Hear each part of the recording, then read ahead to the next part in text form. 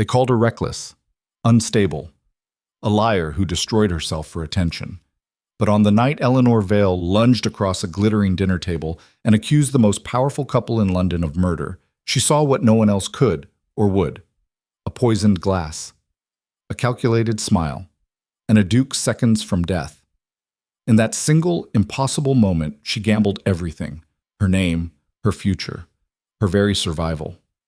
What she didn't know was that her reckless act would shatter an empire, ignite a war, and bind her fate to the most dangerous man in England. If you want to see how one woman's defiance rewrote the rules of power, stay until the end. Drop a comment with your city and let me know. Would you have stayed silent or spoken up? Hit that like button and let's begin. The chandelier above Ashford Hall blazed with 1,000 candles, each flame reflecting off crystal and silver until the entire dining room seemed to float in liquid gold. It was the kind of beauty designed to distract, to make you forget that beneath the silk and jewels, beneath the practiced smiles and perfect manners, everyone in this room was a predator. Eleanor Vale knew this better than most. She sat 3 seats down from the head of the table, her posture flawless, her expression carefully neutral. The deep green dress she wore had cost her father more than he could afford, but appearance was everything in this world. Show weakness, show poverty, show anything less than perfection, and they would tear you apart. Not with violence. Never with violence. That was too crude for people like this.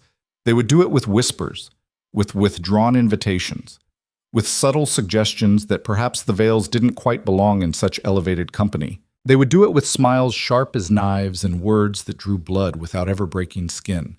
Eleanor had learned to navigate these waters through careful observation. While other young women her age practiced their pianoforte or perfected their watercolors, she studied people.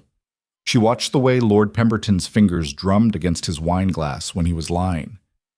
She noticed how Lady Ashford's smile never quite reached her eyes when she spoke to anyone beneath her station. She catalogued every tell, every gesture, every micro-expression that betrayed what people really meant beneath their polished facades. It was a survival skill, nothing more. Or so she'd always told herself. "Miss Vale, you seem distracted." The voice pulled her back to the present.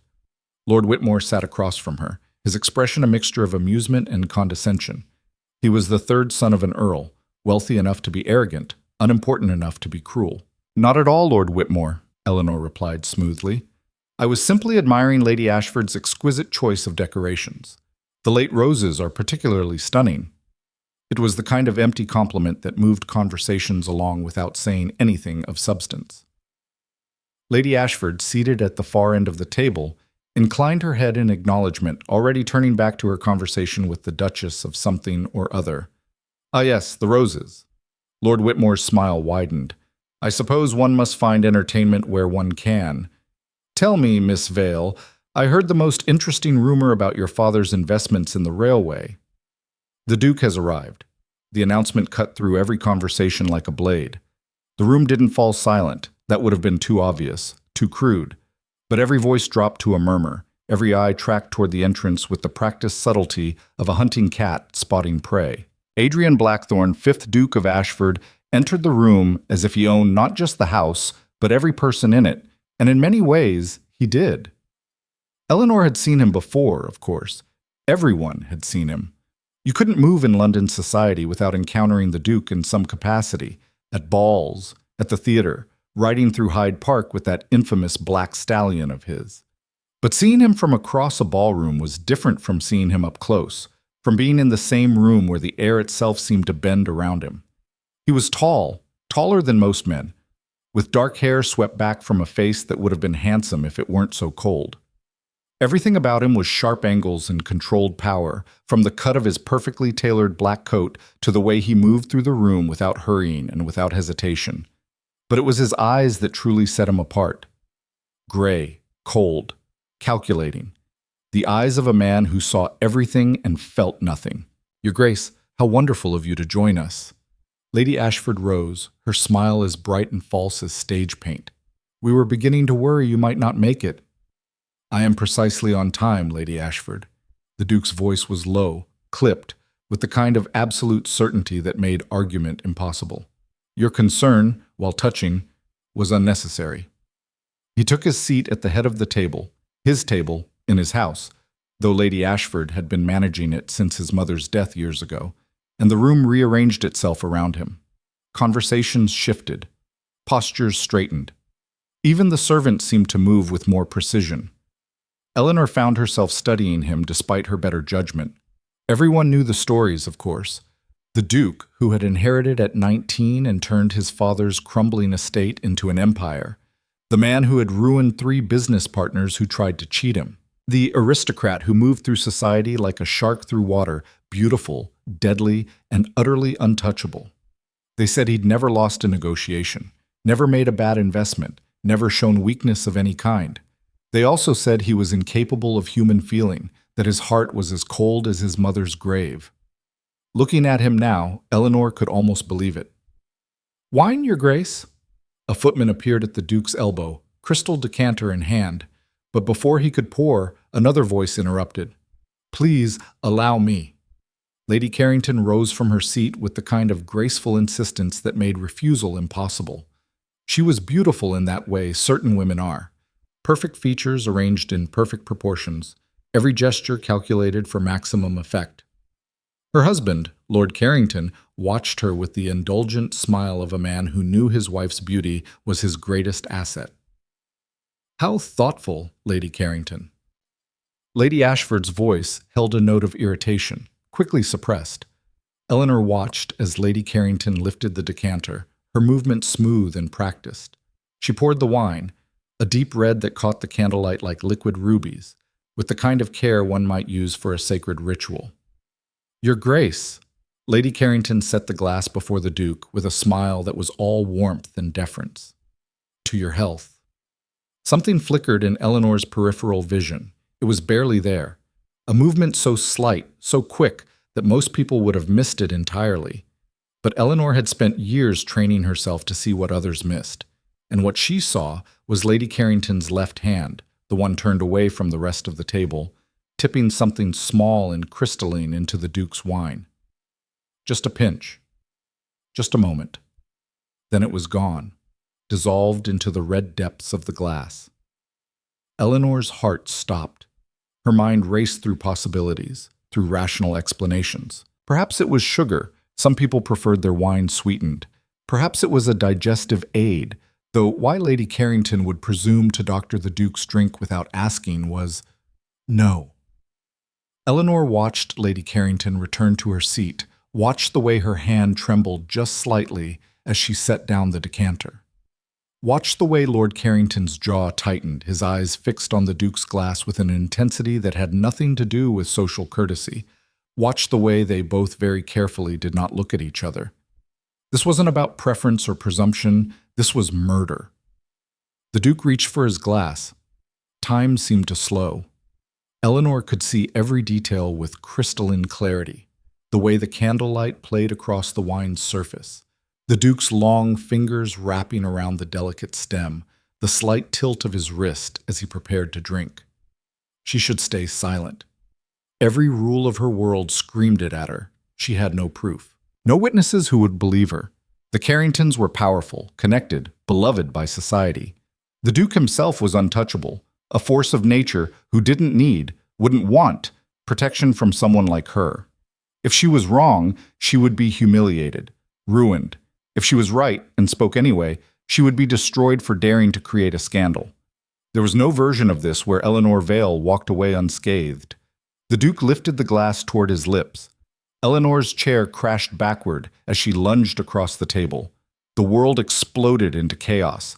Her hand struck the Duke's arm, sending the wineglass flying. Crystal shattered against marble. Red wine splashed across white tablecloth like arterial spray. Women screamed. Men shouted. Eleanor found herself sprawled half across the table, her carefully arranged hair coming loose, her expensive dress soaked with wine. But the Duke wasn't drinking poison. "What in God's name?" Lord Ashford was on his feet, his face purple with rage. "Miss Vale, have you lost your mind?" Lady Ashford's voice cut through the commotion like a whip. Eleanor pushed herself upright, her hands shaking, her heart hammering so hard she thought it might burst through her ribs. Every eye in the room was on her. Every face showed shock, disgust, or barely concealed delight at witnessing such spectacular social suicide. Every face except one. The Duke stared at her with those cold gray eyes, his expression absolutely unreadable. "Your Grace." Eleanor's voice came out steadier than she'd expected. "Forgive the intrusion, but your wine was poisoned." The silence that followed was absolute. Then Lady Carrington laughed, a bright, incredulous sound that shattered the tension like breaking glass. "Poisoned? My dear girl, have you been reading too many Gothic novels?" Lord Carrington's expression was all concerned bewilderment. "Miss Vale, are you feeling quite well? Perhaps you should sit down." "I am perfectly well." Eleanor turned to face them, ignoring the wine dripping from her dress, ignoring the horrified stares. "And I know what I saw. Lady Carrington put something in the Duke's wine." "This is absurd." Lady Carrington's smile never wavered, but something flickered behind her eyes. "Your Grace, I apologize for this display. The girl is clearly overwrought." "I am not overwrought." Eleanor's hands clenched into fists. "I am telling the truth." "The truth?" Lord Carrington's voice hardened. "You accuse my wife, a woman of impeccable character, of attempted murder based on what? A flight of fancy? An overactive imagination?" "Based on what I observed with my own eyes." "Then you observed incorrectly." Lady Carrington's voice remained gentle, almost pitying. "Your Grace, I'm afraid Miss Vale may be suffering from some form of hysteria. Perhaps we should send for a physician." "I am not hysterical." Eleanor's voice rose despite her best efforts to control it. "Why would I make this up? What could I possibly gain from—" "Attention." The word came from Lady Ashford, cold and cutting. "You've gained attention, Miss Vale. Perhaps that was the goal all along." Eleanor felt the words like a physical blow. Around the table, she could see the subtle nods, the knowing looks. The narrative was already forming, already solidifying. The poor, desperate girl from a declining family, so starved for attention that she would create a scandal just to be noticed. "That's not— I didn't—" Eleanor turned back to the Duke, the only person who hadn't spoken. "Your Grace, please, if you would just examine the glass, have the wine analyzed." "There is nothing to analyze." Lord Carrington's voice was hard now, all pretense of sympathy gone. "You destroyed the evidence of your own delusion when you knocked it to the floor." He was right. The wine was spreading across the marble in a dark puddle, already being cleaned by servants who had appeared from nowhere. The glass was in pieces. There was nothing left to test, nothing left to prove what Eleanor had seen. Nothing except the truth. "I know what I saw." Eleanor met the Duke's gaze, refusing to look away, even though her entire body screamed at her to run. "Someone put something in your wine. If you won't believe me, if no one will believe me, then at least be careful, please." The Duke's expression didn't change. He simply looked at her with those cold, analytical eyes, as if she were a ledger he was reviewing for accuracy. Then he stood. The room fell silent again, everyone watching, waiting to see how the Duke would respond to this unprecedented breach of propriety. "Lord Ashford," the Duke's voice cut through the tension. "I believe we should have the kitchens inspected, immediately."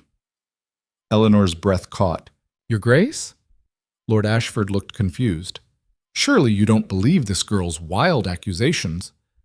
"I believe that when someone risks their reputation and social standing to warn me of danger, it merits investigation." The Duke's gaze swept the room, and Eleanor watched people actually flinch under its weight. "Lady Carrington, Lord Carrington, you will remain here until this matter is resolved." Lady Carrington's perfect composure cracked for just a moment, a flash of something dark and desperate in her eyes. "Your Grace, this is ridiculous. We are your guests." "You are." The Duke's tone didn't change. "Which is why I'm certain you'll have no objection to cooperating fully with my inquiry. Unless there's a reason you'd prefer not to." The trap was so elegantly sprung that Eleanor almost missed it. By protesting, the Carringtons would look guilty. By complying, they submitted to the Duke's authority and gave weight to Eleanor's accusation. Lord Carrington's jaw worked silently for a moment before he forced out, "Of course, Your Grace, we are happy to assist in clearing up this misunderstanding." "Excellent." The Duke turned to Lady Ashford. "Have the servants questioned. Every person who had access to the wine this evening, and send for Dr. Harrison. I want him to examine the remnants of that wine before it's disposed of." Lady Ashford looked like she'd swallowed glass, but she nodded stiffly. "As you wish, Your Grace." The Duke's gaze returned to Eleanor. She stood frozen, half soaked in wine, her careful facade completely destroyed, waiting for judgment. "Miss Vale? A word. In private." It wasn't a request. Eleanor followed him from the dining room, acutely aware of every whisper that erupted the moment they left, every scandalized look. She'd just committed social suicide in the most spectacular fashion possible. Even if she was right, especially if she was right, she would pay for this for the rest of her life. The Duke led her to a small study off the main hall. He closed the door, shutting out the chaos, and turned to face her. Eleanor lifted her chin, refusing to cower even though every instinct screamed at her to apologize, to take it all back, to somehow salvage what little remained of her reputation. "Well," the Duke's voice was as cold as his eyes, "did you plan this?" Eleanor blinked. "Plan what?" "This spectacle. This accusation." He moved closer, and Eleanor had to fight not to step back. "Was it a calculated move to gain my attention, to maneuver yourself into my orbit through scandal, since you couldn't manage it through conventional means?" For a moment, Eleanor could only stare at him. Then something inside her snapped. "You arrogant, insufferable." She stopped herself, breathing hard. "Yes, Your Grace.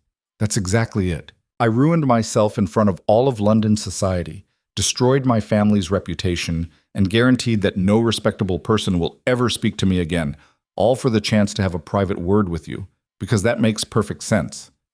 The Duke's expression didn't change. People have done more for less. "Then people are idiots." Eleanor wrapped her arms around herself, suddenly aware of how cold she was, how the wine-soaked dress clung to her skin. "I don't want your attention, Your Grace. I don't want anything from you except for you to not die of poison at your own dinner table. If that makes me hysterical or attention-seeking or whatever else they're going to call me, fine. I can live with that. I can't live with watching someone die when I could have prevented it." Something flickered in the Duke's eyes. So quick, Eleanor almost missed it. "You truly believe you saw Lady Carrington poison my wine?" It wasn't a question, but Eleanor answered anyway. "I know I did." "Based on what? A gesture? A movement?" "Based on observation." Eleanor met his gaze steadily. "I've spent my entire life watching people, Your Grace, learning to read them. It's the only advantage someone like me has in a world like this, and I know what I saw. Lady Carrington put something in your wine, something that dissolved almost instantly. She was nervous afterward. Her hand shook when she set down the decanter, and Lord Carrington kept watching your glass like he was waiting for something to happen." The Duke was quiet for a long moment, studying her with that unsettling intensity. "You understand what you've done," he said finally. "If you're wrong, if this was a misunderstanding or misperception, you've destroyed yourself for nothing. The Carringtons are powerful, connected. They will make certain you never recover from this."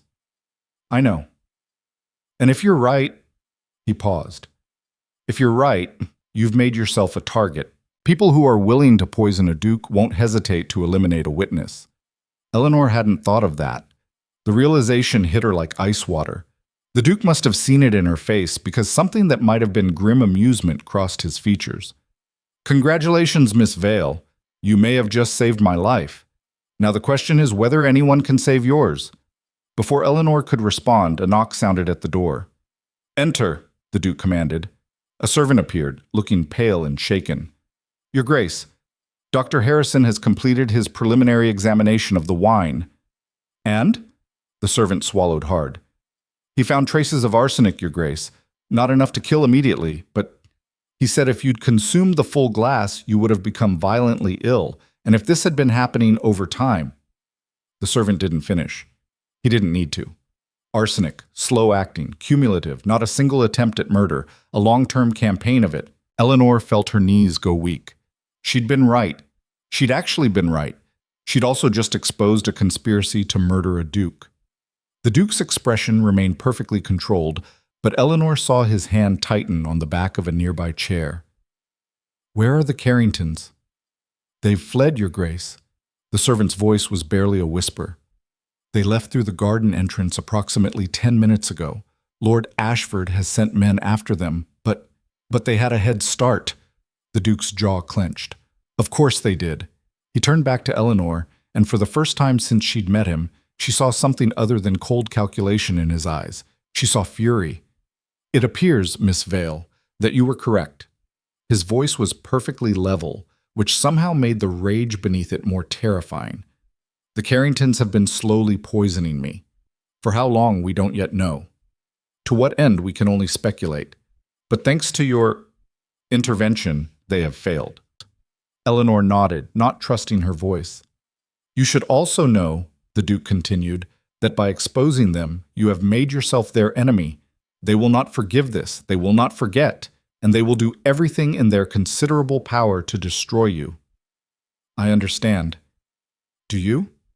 He moved closer, and Eleanor found herself backed against the desk. "Do you truly understand what you've walked into? This isn't a game, Miss Vale. This isn't a social slight or a bit of gossip. These are people who attempted to murder a peer of the realm. They will show you no mercy."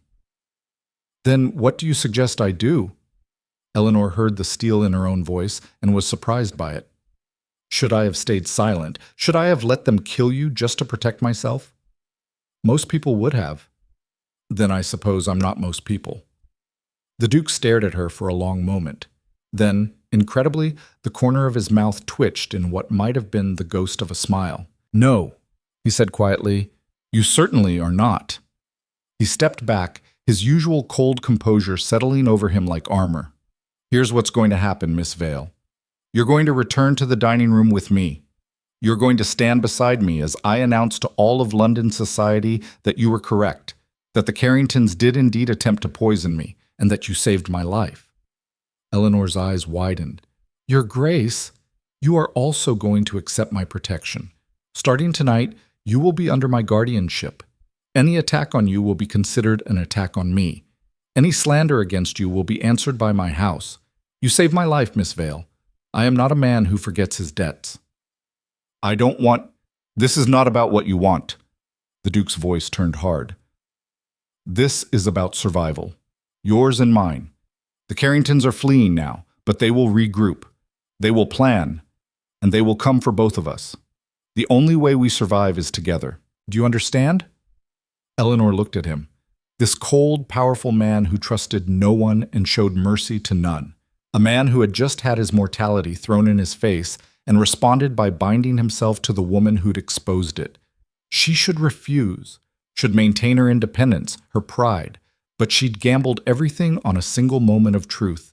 She might as well see it through. "I understand," Eleanor said. "Good."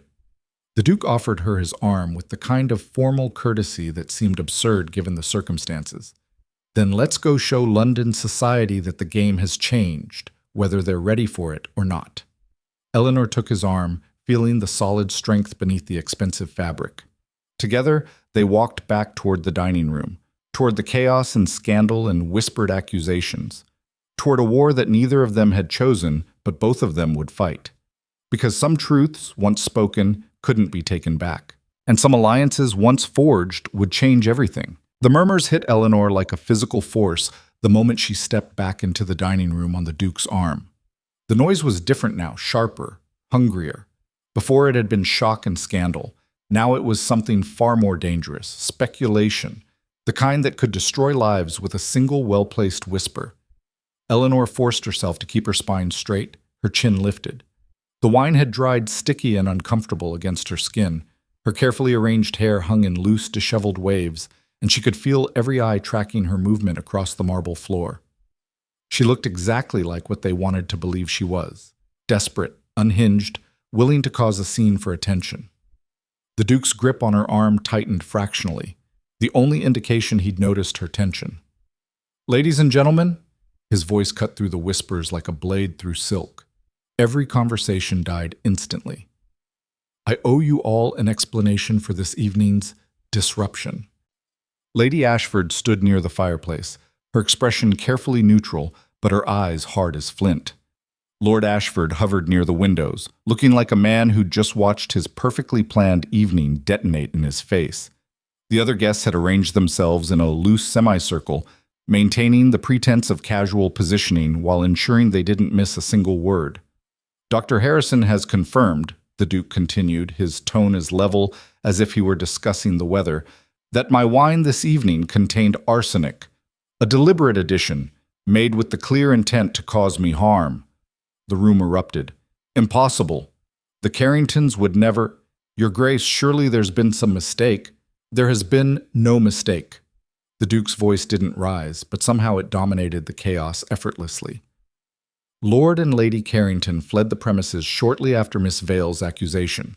Their departure, combined with the physical evidence, leaves no room for doubt. They attempted to poison me. Miss Vale's intervention quite literally saved my life. Eleanor felt the weight of every stare shift, recalibrate. She'd gone from hysteric to heroine in the space of a sentence, but she could see the calculations happening behind painted smiles and practiced expressions. They were already deciding how to position themselves in this new reality. "How extraordinary," Lady Ashford said, her voice like ice wrapped in velvet. "Miss Vale, it seems we all owe you a debt of gratitude." The words were perfect. The tone made them a weapon. "Though one must wonder," Lady Ashford continued, moving closer with the predatory grace of a hunting cat, "how you came to notice something so subtle. The rest of us saw nothing amiss. Yet you, a girl with no particular training or expertise, somehow detected poison in a glass of wine from several seats away. Remarkable, really." Eleanor felt the trap closing. Agree, and she looked arrogant. Deny, and she undermined her own credibility. "Miss Vale is remarkably observant," the Duke said before Eleanor could respond. "A quality I've come to value highly in the space of a single evening." "Observant," Lady Ashford repeated, as if tasting the word. "Yes, I suppose that's one way to describe it, though others might use different terms. Intrusive, perhaps, or presumptuous." "I would use the term alive," the Duke replied coldly. "Which I am, thanks to her presumption. Perhaps you'd prefer I'd drunk the poison and saved you all this social inconvenience." Lady Ashford's smile never wavered, but her eyes flashed with fury. "Of course not, Your Grace. We are all grateful for your continued health. I merely meant to express surprise at the unusual nature of Miss Vale's perception." "The Carringtons were our friends," Lord Pemberton interjected from across the room. His face was flushed with wine and indignation. "I've known them for 15 years. The idea that they would attempt something so heinous, it beggars belief." "Their absence beggars belief as well," the Duke said. "Innocent people don't flee." "Unless they felt threatened," Lady Whitmore spoke up, her voice carrying that particular tone wealthy women used when delivering devastating observations disguised as innocent questions. "If I were accused of murder in front of all of London society, based solely on the word of a girl I'd never met, I might consider departing as well. Self-preservation isn't the same as guilt, Your Grace." Eleanor's hands clenched into fists beneath the concealment of her wine-stained skirts. They were doing it. Right in front of her, in front of the Duke himself, they were weaving a new narrative, one where the Carringtons were victims of a misunderstanding, driven to flee by false accusations and social persecution, one where Eleanor was the villain. "Doctor, Harrison's findings aren't based on Miss Vale's word," the Duke said, his patience clearly wearing thin. "They're based on chemical analysis of the wine. The poison was real. The attempt was real. Everything else is deflection." "But how much poison exactly?" Lord Ashford asked. He'd been quiet until now, but his question cut straight to the heart of doubt. "Enough to kill? Or merely enough to cause discomfort? And administered when? By whom? For all we know, the wine could have been contaminated in the cellar weeks ago. An accident, not an attempt at murder." "The substance was added to my glass specifically," the Duke said. "Miss Vale observed it happening." "Miss Vale claims to have observed it?" Lady Ashford's correction was delicate, surgical. But in the chaos of the moment, in candlelight across a crowded table, can we truly rely on such testimony? Human perception is notoriously fallible, especially under stress. Eleanor felt something cold settle in her stomach. They weren't going to believe her. Or rather, they were going to choose not to believe her because belief would require them to accept that two of their own, two people they'd dined with, danced with, trusted, were capable of calculated murder. Easier to doubt the outsider. Safer to question the girl who'd disrupted their perfect evening. "I know what I saw." Eleanor's voice came out stronger than she felt. "Lady Carrington put something in the Duke's wine. I watched her do it." "You think you saw her do it," Lady Whitmore corrected gently. "There's a difference, my dear. The mind can play tricks, especially when one is anxious or seeking attention." "I am not seeking attention," Eleanor's control finally cracked. "Why would I want this? Why would I destroy my own reputation just to— Perhaps you didn't expect it to go this far." Lord Pemberton's expression was almost sympathetic, which somehow made it worse. "Perhaps you made an observation, misinterpreted what you saw, and then found yourself unable to back down without admitting error. It's understandable, really. Pride can lead us to double down on mistakes rather than— Enough!" The Duke's single word cut through the conversation like an axe through kindling. "I will not stand here and watch you gaslight a woman who saved my life. The evidence is clear. The Carringtons are guilty. Miss Vale is a hero. This discussion is over." The silence that followed was brittle, fragile. "Of course, Your Grace." Lady Ashford dipped her head in acquiescence, but her eyes promised future reckoning. "We all defer to your judgment in this matter." The formal words meant nothing. Eleanor could see it in every face, every carefully blank expression. They would defer publicly, yes. They would smile and nod and make the appropriate noises, and then they would destroy her. Not today, not obviously. But slowly, methodically, they would dismantle her life piece by piece until there was nothing left but ruins and regret. The Duke seemed to sense it too, because his next words carried the weight of absolute command. "Miss Vale will be residing at Blackthorn House for the foreseeable future," he announced, "under my protection, as my ward and honored guest. Any insult to her will be considered an insult to me. Any attack on her reputation will be met with the full force of my displeasure. I trust I make myself clear." The message was unmistakable. Touch Eleanor Vale, and you declare war on the Duke of Ashford. It should have felt like safety. Instead, it felt like a target painted on her back. The carriage ride to Blackthorn House passed in tense silence. Eleanor sat across from the Duke, acutely aware of the space between them, the weight of what had just happened, the magnitude of the protection he'd just offered. She should thank him, should express gratitude for his intervention, his support, but every word she considered felt inadequate or presumptuous. "You're wondering if you made a mistake," the Duke said without looking at her. Eleanor startled. No, I mean, I'm not." "You are." He finally met her gaze, his gray eyes unreadable in the dim carriage light. "You're wondering if exposing the Carringtons was worth the cost. If saving a stranger's life was worth destroying your own prospects. If the truth was worth the price society will make you pay for speaking it." Eleanor opened her mouth to deny it, then stopped. What was the point of lying to a man who clearly saw through her anyway? "Yes," she admitted quietly. "I'm wondering all of those things. And what conclusion have you reached?" "That it doesn't matter." Eleanor wrapped her arms around herself, suddenly exhausted. "I can't undo what I've done. I can't take back what I saw. So wondering if it was worth it is pointless." "That's not an answer." "It's the only answer I have." Eleanor looked out the window at the dark London streets rolling past. "I saw something wrong. I stopped it. Everything else is just consequence." The Duke was quiet for a long moment. When he spoke again, his voice carried a note of something that might have been respect. "Most people would have stayed silent. Self-preservation is a powerful motivator. Most people aren't me." "No." A ghost of a smile touched his lips. "They certainly are not." The carriage pulled up to Blackthorn House, a massive Georgian structure that dominated an entire city block. Even in darkness, it radiated power and old money. This was the seat of the Ashford Duchy, the place from which the Duke controlled his vast empire. And now, apparently, it was Eleanor's prison.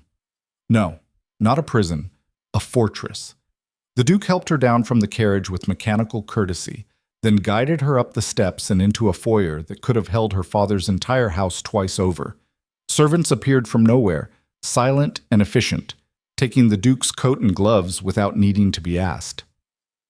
"Mrs. Harrison," the Duke addressed a stern-looking woman in housekeeper's black. "This is Miss Eleanor Vale.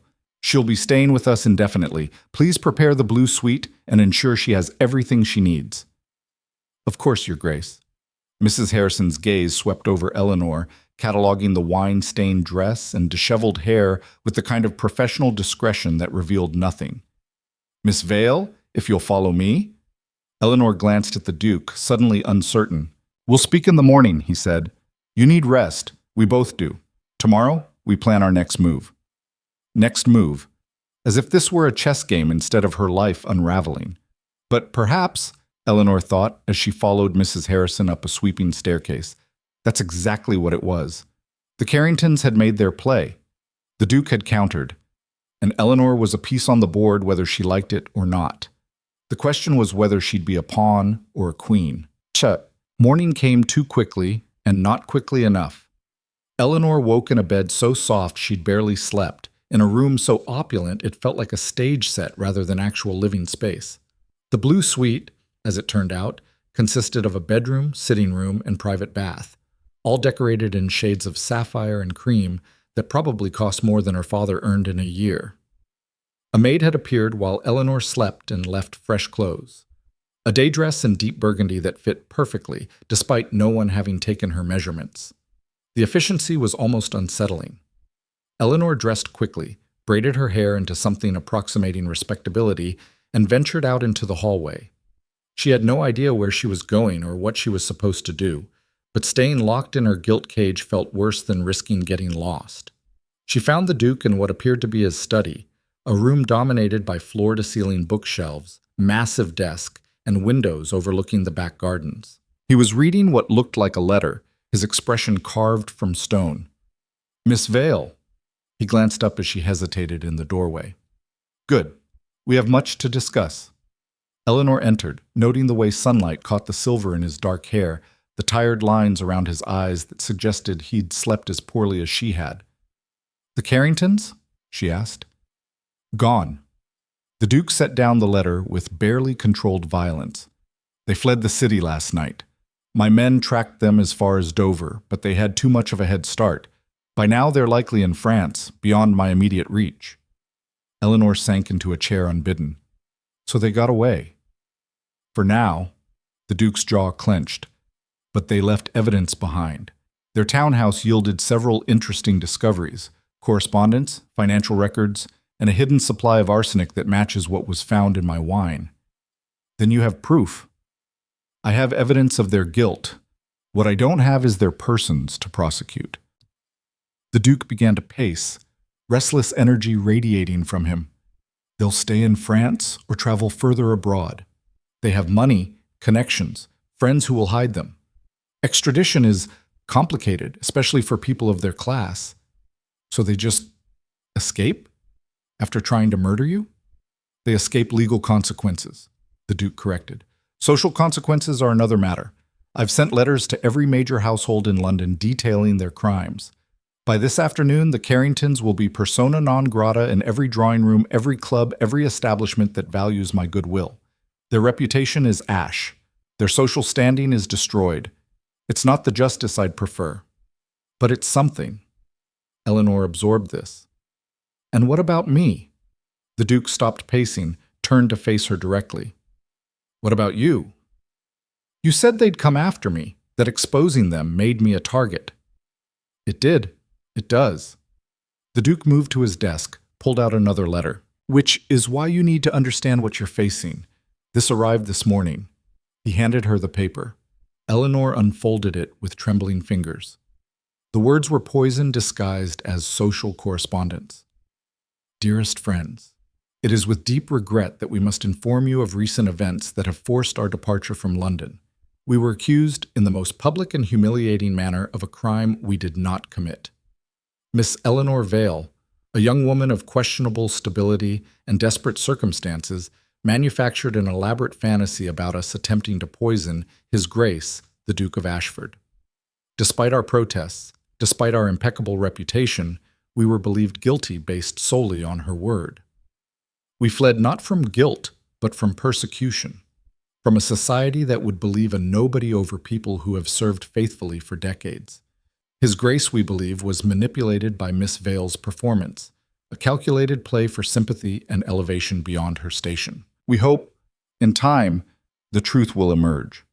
We hope Miss Vale's true nature will be revealed. We hope justice will prevail. Until then, we remain your faithful friends in exile. Lord and Lady Carrington. Eleanor's hands shook so badly the paper rattled. They're saying I lied, that I manipulated you. They're saying whatever they think will cast doubt on the truth. The Duke took the letter back, crumpled it in his fist. This will be circulating through every household in London by week's end. They're mounting a counteroffensive from abroad, trying to rehabilitate their image by destroying yours. Will it work? Partially. The Duke's honesty was brutal. Society wants to believe people like the Carringtons. They're comfortable, familiar, part of the established order. You're an outsider who disrupted their world. Many will choose to believe this version of events because it requires less of them than accepting the truth. Eleanor felt something inside her crack. Then I've lost. You've lost the battle for popular opinion, the Duke corrected. But the war is far from over. Public sentiment is fickle. We just need to outlast their narrative, undermine it where possible, and wait for the next scandal to redirect their attention. How long will that take? Months? Possibly years? Years. Eleanor closed her eyes, fighting back the despair that threatened to overwhelm her. Years of being the woman who accused the Carringtons, years of whispers and cut invitations and destroyed prospects, years of being a pariah in the only world she'd ever known. There's something else you should know, the Duke said quietly. Your father received visitors this morning. Eleanor's eyes snapped open. What kind of visitors? The concerned kind. Lord Pemberton, Lady Ashford, and several others. They suggested strongly that he remove you from my protection and send you to the countryside until this unpleasantness blows over. They implied that your continued presence in London under my roof is inappropriate, that it suggests a relationship between us that could further damage your reputation, and by extension, theirs. What did my father say? According to my sources, he's considering it. The words hit Eleanor like a physical blow. Her father was considering abandoning her, sending her away not to protect her, but to appease the people who wanted her silenced. I see, Eleanor managed. Do you? The Duke moved closer, his gaze intense. Because what I see is a young woman who risked everything to do the right thing, being punished by people who lack her courage. What I see is society closing ranks against someone who threatened their comfortable lives. What I see is precisely why I despise these people. Eleanor looked up at him, surprised by the venom in his voice. You didn't ask for my protection because you wanted it, the Duke continued. You accepted it because you had no choice. But I want you to understand something, Miss Vale. I don't protect you out of obligation. I protect you because you deserve protecting, because you saw evil and stopped it, because you possess something these parasites will never understand: integrity. Integrity doesn't pay bills, Eleanor said bitterly. It doesn't restore reputations or undo social ruin. No, but it does attract allies. The Duke returned to his desk, pulled out a stack of letters. These arrived this morning as well. 5 invitations to balls and dinner parties, all explicitly requesting your attendance. 6 letters of support from various members of the aristocracy. A request from Lady Portland to call on her at her earliest convenience. Eleanor stared at the letters, uncomprehending. But why? Because not everyone in London is a coward. The Duke's smile was sharp. Some people value truth over comfort. Some admire courage even when it's inconvenient. You have enemies, Miss Vale. But you also have friends you didn't know existed. Eleanor took the letters with numb fingers, scanning the names. Lady Portland, the Countess of Devonshire, Lord and Lady Blackwood. People she'd seen at social events but never spoken to. People so far above her station she'd never dared approach them. and they were inviting her to their homes. They're picking a side, Eleanor realized. They are, which means this situation just became significantly more complicated. The Duke leaned against his desk, arms crossed. Society is fracturing over you, Miss Vale. Half believe the Carringtons' version of events, half believe ours. And both sides are digging in for a fight that will define alliances for years to come. I never wanted this. No one ever wants to be the catalyst for change. But here we are. The Duke's gaze held hers. So the question is, what do we do about it? Eleanor looked at the letters in her hand, at the Duke's expectant expression, at the morning light streaming through windows of a house that wasn't hers, but had somehow become her fortress. She thought about her father considering sending her away, about the Carringtons spreading poison from abroad, about Lady Ashford's calculated cruelty and Lord Pemberton's casual dismissal.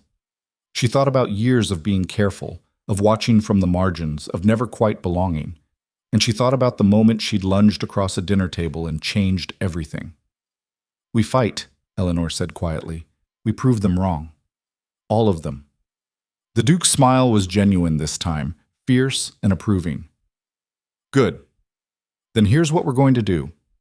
He moved to a large map of London spread across one side of his desk, marked with various notations in his precise handwriting.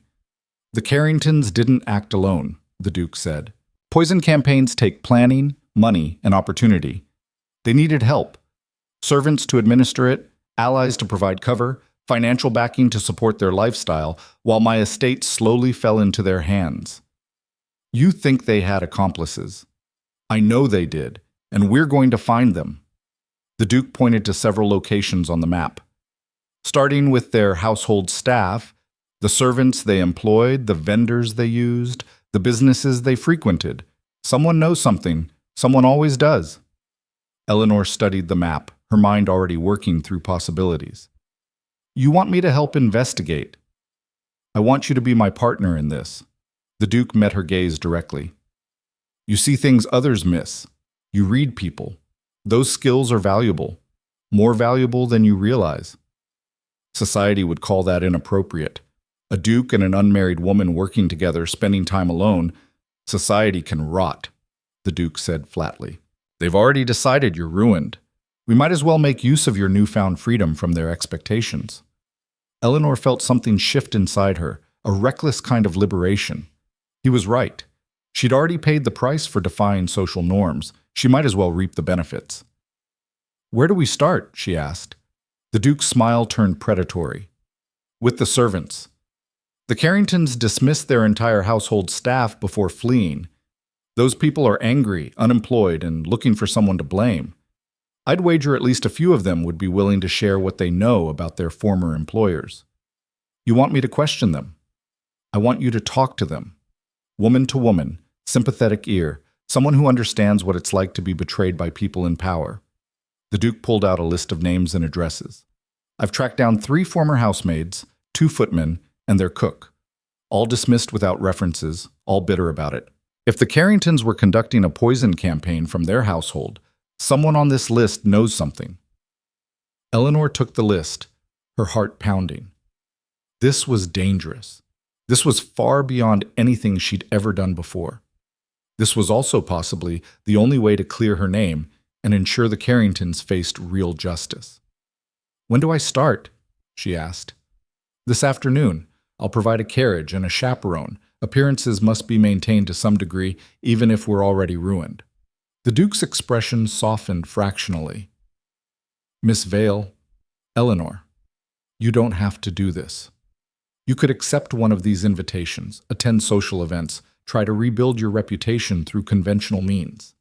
This path I'm proposing, it's dangerous. It will make powerful people very uncomfortable. Eleanor thought about years of being careful, years of trying to fit into a world that had never truly wanted her. She thought about the moment she'd seen Lady Carrington poison the Duke's wine and made the split-second choice to act. She thought about who she'd been before that moment and who she was becoming now. Comfortable has never worked for me, Eleanor said. Let's try dangerous instead. The Duke's answering smile was wolfish and approving and entirely inappropriate. And Eleanor smiled back, feeling something wild and reckless unfurl in her chest. If society wanted her to be a scandal, she'd be the scandal they never forgot. The first interview took place in a cramped set of rooms above a milliner's shop in a part of London Eleanor had never visited before.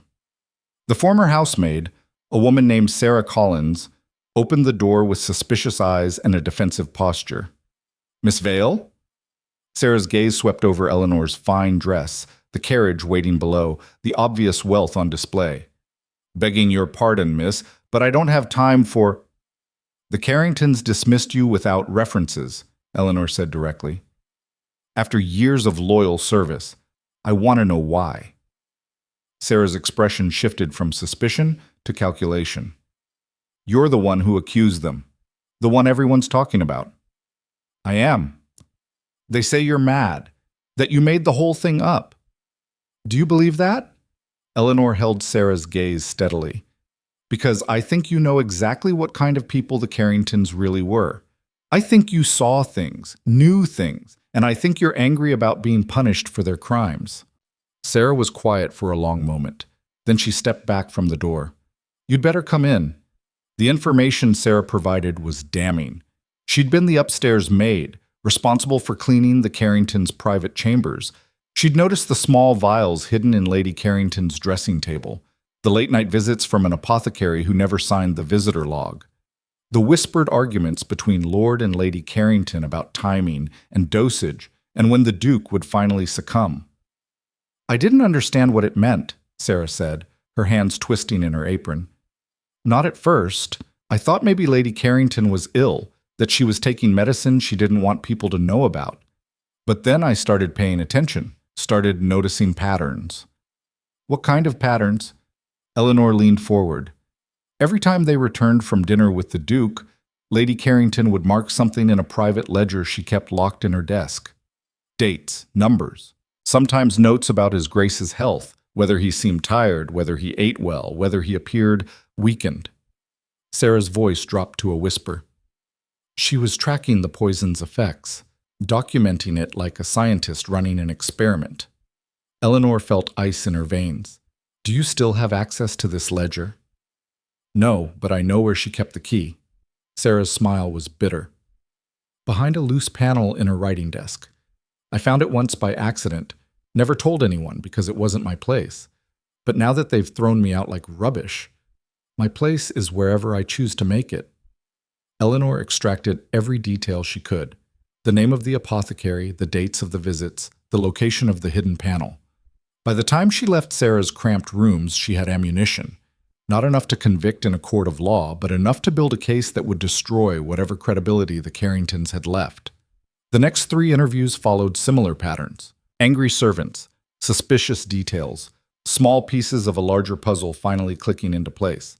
By the time Eleanor returned to Blackthorn House that evening, she was exhausted and triumphant and terrified all at once. The Duke was waiting in his study. "Well?" he asked. Eleanor spread her notes across his desk, pages of observations, names, dates, connections. They were planning this for months, possibly longer. They had help from an apothecary in Whitechapel who specialized in discreet preparations. They documented everything thinking they were being careful, but they underestimated their servant's observational skills. The Duke studied her notes with the focused intensity of a general reviewing battle plans. "This is good, better than I hoped. With this information, we can trace the apothecary, find the ledger, build an irrefutable case. There's more." Eleanor pulled out a final note. According to their cook, the Carringtons were deeply in debt. They owed money to half of London, and their creditors were getting aggressive. Your death would have left your estate in chaos, created opportunities for them to seize assets, claim debts you never owed. They were going to steal my fortune while pretending to mourn my death. The Duke's voice was flat, emotionless. How practical of them. Eleanor heard the rage beneath the control and understood it. This wasn't just attempted murder. It was betrayal of the deepest kind, by people the Duke had trusted, entertained, considered friends. "We'll make them pay," Eleanor said quietly. "Not just socially, not just through whispered scandal. We'll make them pay in ways they can't escape or explain away." The Duke looked up at her, something dangerous and approving in his eyes. "You're learning," I'm adapting. Eleanor met his gaze steadily. This world tried to destroy me for telling the truth, so I'm going to destroy the lies instead. The Duke stood, moved around the desk until he was standing directly in front of her. Too close. Inappropriately close. You're not who I expected, Eleanor Vale. What did you expect? A victim. Someone who needed protecting. His gaze held hers. Instead, I got a warrior. Eleanor's breath caught. The moment stretched between them. Charged, dangerous, full of implications neither was quite ready to name. A knock at the door shattered the tension. Enter, the Duke said without looking away from Eleanor. A footman appeared, looking apologetic. Your Grace, Lord Vale is here to see you, and Miss Vale. He says it's urgent. Eleanor's stomach dropped. Her father, here, now. The Duke's expression hardened. Show him in. Lord Edmund Vale entered the study looking every one of his 50 years.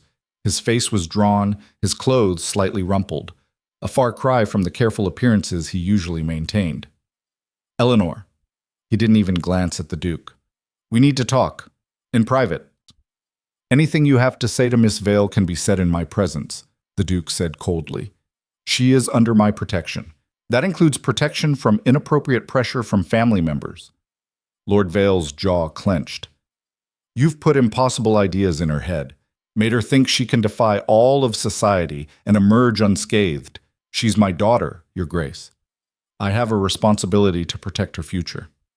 Then perhaps you should have considered that before letting Lord Pemberton and Lady Ashford dictate your choices. The Duke's voice could have frozen fire. I know they visited you this morning. I know they pressured you to remove Eleanor from my household. And I know you're here because you've decided to comply with their demands. Lord Vale's face flushed. They're concerned about her reputation. They're concerned about their own comfort, the Duke interrupted. Eleanor saved my life. She exposed criminals. She did what was right. And your response is to punish her for it because wealthy people find the truth inconvenient. You don't understand. I understand perfectly. The Duke moved to stand beside Eleanor, a wall of ice and fury. I understand that you're more concerned with social acceptance than your daughter's integrity. I understand that you'd rather sacrifice her to appease people who will never truly respect you anyway. I understand that you are, in every way that matters, a coward.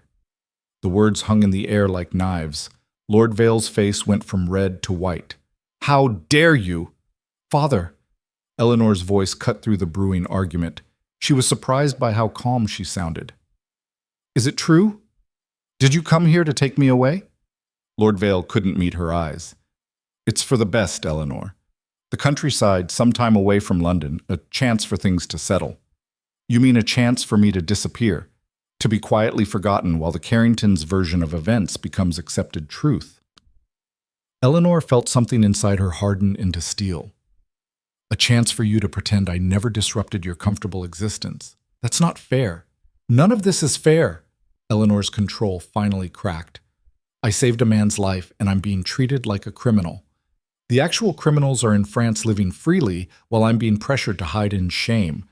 And my own father, the man who's supposed to protect me, wants me gone because my presence makes his social life difficult. Eleanor, please. No.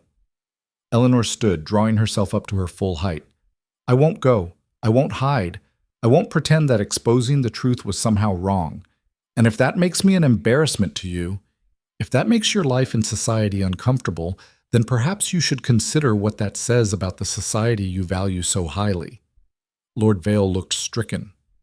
You don't know what you're saying, what you're giving up. I'm giving up nothing I ever truly had. Eleanor's voice was steady now, certain. I was never going to fit into their world, Father. I was always going to be the girl who watched too much, noticed too much, questioned too much. The only difference is, now I'm done pretending otherwise. Your Grace. Lord Vale turned to the Duke, desperation in his voice. Surely you can see reason. Convince her that staying here, under your roof, unchaperoned, it will ruin her completely. She's already ruined, the Duke said flatly, by her own courage, by society's cowardice. What I can offer her is power instead of shame, purpose instead of exile, a chance to fight back instead of surrendering quietly. You're filling her head with dangerous ideas. I'm treating her like an equal. The Duke's smile was razor sharp, which, I realize, is a foreign concept to you. Lord Vale stood there, trapped between his daughter's defiance and the Duke's contempt, looking smaller and older than Eleanor had ever seen him. I'm staying, Father, Eleanor said quietly, with or without your blessing. You can accept that and maintain some relationship with me, or you can leave and align yourself with the people who want me silenced. But either way, I'm not backing down. Lord Vale's shoulders sagged in defeat. Without another word, he turned and walked out, leaving Eleanor and the Duke alone in the wreckage of burned bridges and severed ties. Eleanor waited until she heard the front door close before she allowed herself to shake.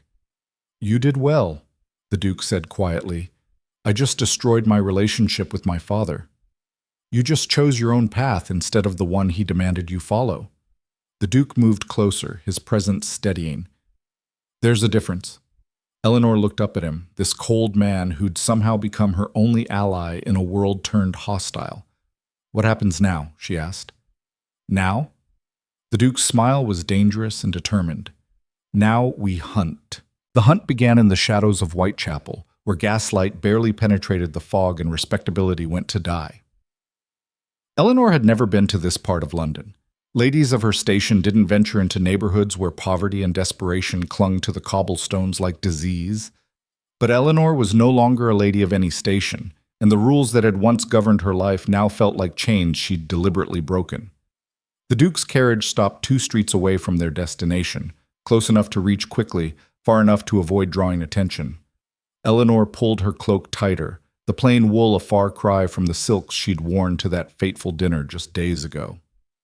You don't have to come inside, the Duke said, studying her face in the dim interior light.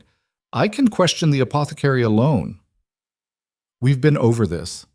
Eleanor met his gaze steadily. I'm part of this investigation. That means I see it through. This isn't a drawing room, Eleanor. The people here play by different rules. Good. I'm tired of drawing room rules.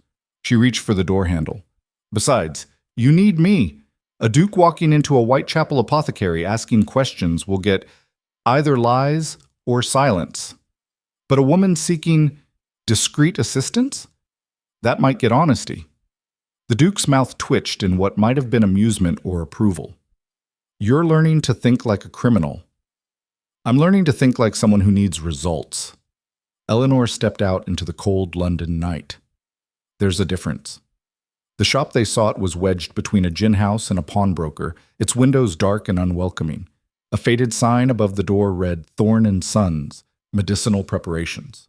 According to the servants Eleanor had interviewed, this was where Lady Carrington had obtained her poison. Eleanor pushed open the door, a bell chiming softly overhead. The interior was cramped and smelled of sulfur and something sweet and cloying that made her stomach turn. Shelves lined every wall, filled with bottles and jars whose contents she didn't want to imagine. A man emerged from the back room, thin, nervous, with the kind of pale complexion that came from spending too much time in darkness. His eyes darted from Eleanor to the Duke, calculating. We're closed, he said. Mr. Thorne. Eleanor kept her voice level, non-threatening. We need information about a client of yours. Lady Carrington.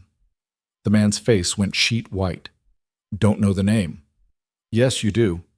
The Duke moved forward, his presence filling the cramped space. You sold her arsenic, multiple times over the past 6 months, enough to kill a man slowly if administered correctly. I sell medicinal preparations, legal substances. What my clients do with them is your responsibility. The Duke's voice dropped to something dangerous, especially when those clients use your products to commit murder. Thorne backed up until he hit his own counter. I don't know what you're talking about. Let me clarify. Eleanor stepped between them, adopting a softer approach. Lady Carrington is gone, fled to France. She can't protect you anymore, can't pay you for your silence. And the Duke of Ashford is very interested in making sure everyone involved in his attempted murder faces consequences. She let that sink in, watching Thorne's nervous eyes dart between potential exits.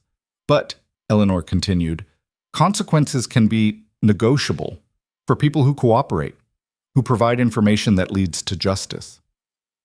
You want me to testify against a lady of quality? Thorne's laugh was bitter. My word against hers? That's a hanging offense for people like me. Her word means nothing now. The Duke pulled out a folded newspaper, tossed it on the counter. The headline screamed about the Carrington scandal, the poison plot, the Duke's narrow escape.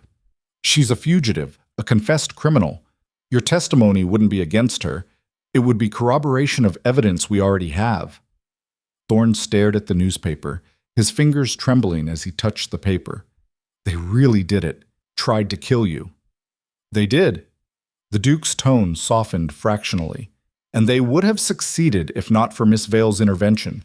Now we're ensuring they face consequences, that no one else gets hurt, that everyone who helped them understands there's a price for complicity in murder.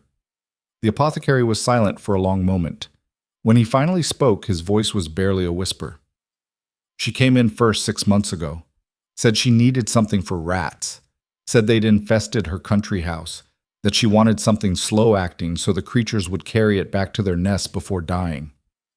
Thorne swallowed hard. I believed her, or I wanted to believe her. The money was good, and I didn't ask questions. How many times did she purchase from you? Eleanor asked.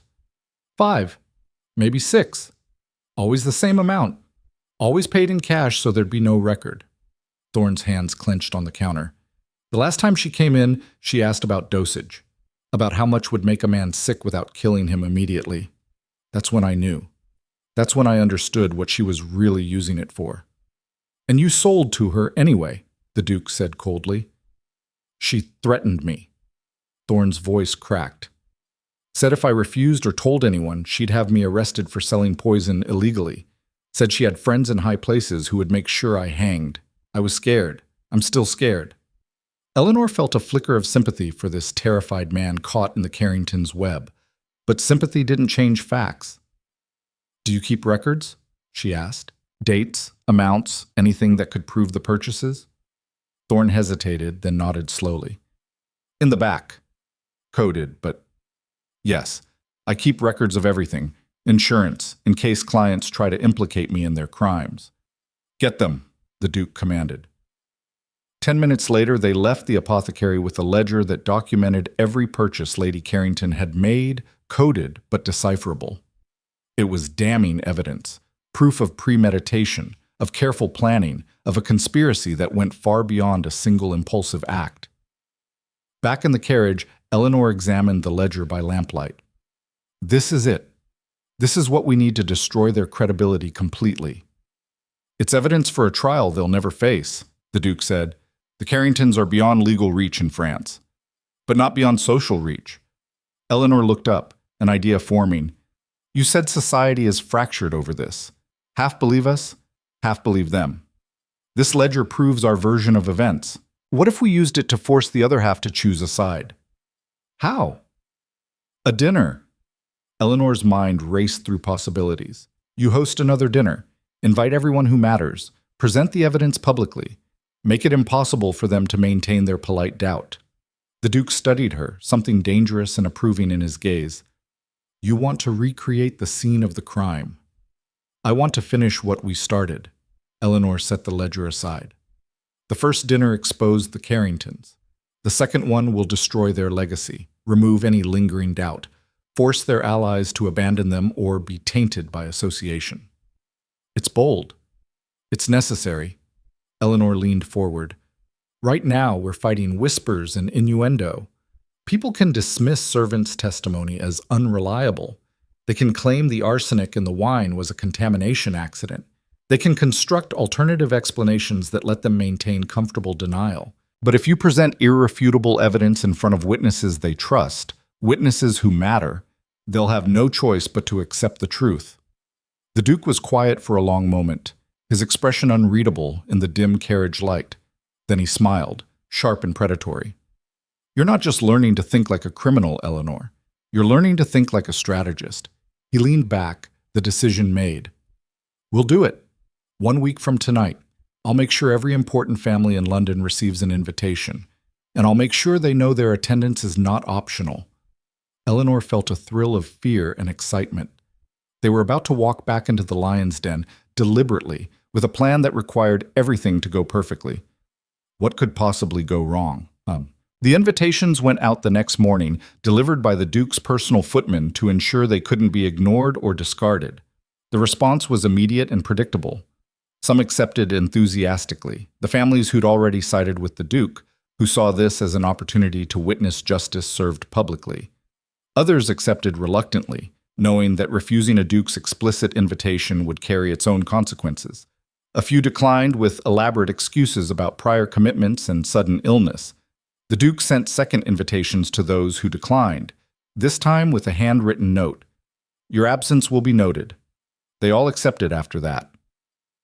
Eleanor spent the week preparing like a general before battle. She studied the guest list, memorizing names and allegiances. She worked with the Duke to plan every detail, where people would sit, what evidence would be presented when, how to control the narrative before their enemies could twist it. She also endured a parade of dressmakers, hairstylists, and etiquette instructors that Mrs. Harrison insisted were necessary. If Eleanor was going to stand beside the Duke and face down London society, she needed to look the part.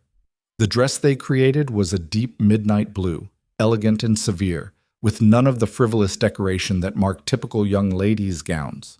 It made Eleanor look older, more serious, more like someone who should be taken seriously rather than dismissed as a hysterical girl. She barely recognized herself in the mirror. "You look like a duchess," Mrs. Harrison said approvingly. Eleanor didn't know how to respond to that, so she said nothing. The night before the dinner, Eleanor found herself unable to sleep. She wandered the halls of Blackthorn House, eventually ending up in the library. She'd discovered it her second day here, a massive room filled with more books than she'd seen in her entire life. She was studying a volume on English legal precedents when the Duke found her. "Can't sleep?" he asked, settling into a chair across from her. "Too much thinking." Eleanor set the book aside. "Tomorrow night, we're gambling everything on this working. What if it doesn't? What if they still don't believe us?" "Then we'll have tried." The Duke poured 2 glasses of brandy from a decanter, handed one to Eleanor. "And we'll have made it significantly harder for them to maintain their comfortable lies." Eleanor took the glass, surprised. She'd never been offered alcohol by a man alone before. More rules broken. She was starting to enjoy it. "Tell me something," the Duke said after a moment. "That night at the dinner, the moment you saw Lady Carrington poison my wine, did you hesitate at all before acting?" Eleanor thought back to that crystalline moment, the glass rising, her body moving before her mind could catalog all the reasons to stay silent. "No," she admitted. "I didn't think. I just reacted." Most people would have calculated the cost and chosen silence. The Duke studied her over his glass. "What makes you different?" "I don't know. Maybe I'm just bad at self-preservation. Or maybe you have a different definition of what's worth preserving." The Duke set down his glass. "You chose integrity over comfort, truth over safety. That's rare, Eleanor, especially in our world. Our world tried to destroy me for it." "Some of our world," the Duke corrected. "Others are watching you with a mixture of fear and admiration. You're unpredictable, uncontrollable. You can't be bought or intimidated into silence. That makes you dangerous." "Is that a compliment?" "It's an observation." The Duke's gaze held hers. "And yes, it's a compliment." The moment stretched between them, charged with something Eleanor didn't quite know how to name. The Duke was still cold, still controlled, still the untouchable aristocrat who inspired fear across London. But there were cracks in that armor now. Moments where she glimpsed the man beneath the title. "You should sleep," the Duke said finally, standing.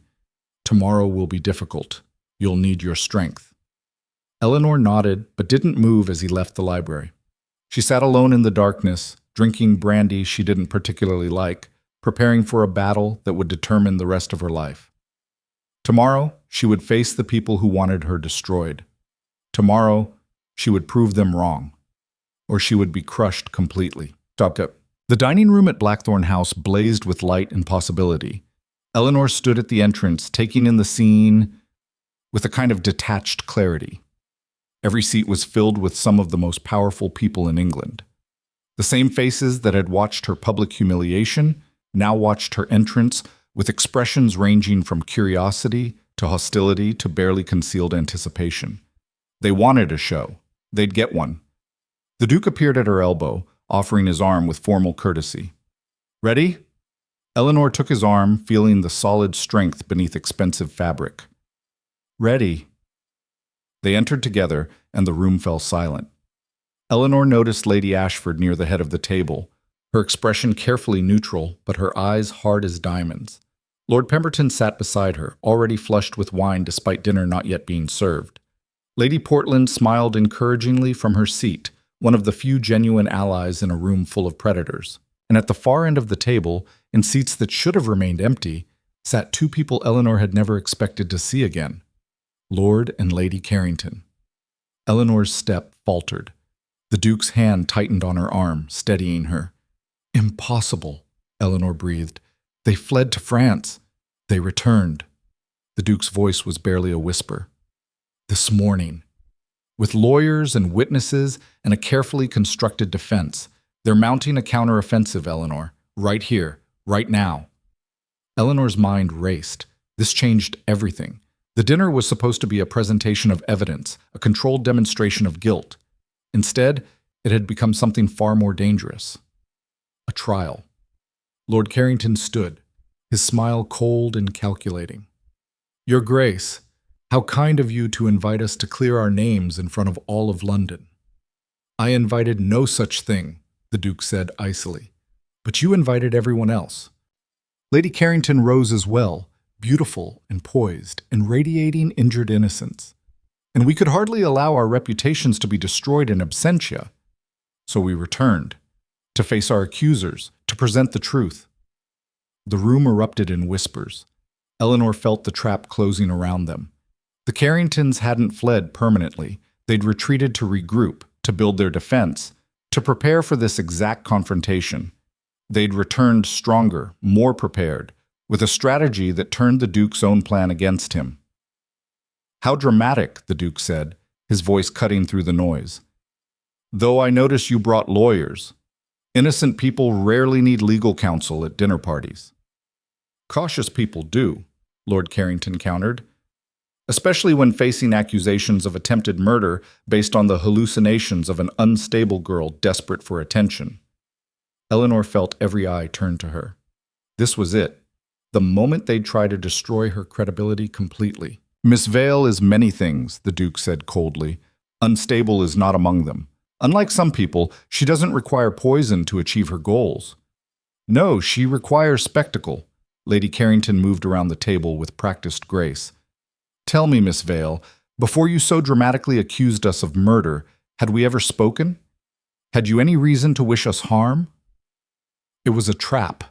Admit they'd had no prior relationship, and Eleanor looked like someone manufacturing grievances from nothing. Claim they'd had conflict, and she'd be caught in a lie everyone could verify. We'd never spoken, Eleanor said clearly. I had no opinion of you whatsoever, until I watched you poison the Duke's wine.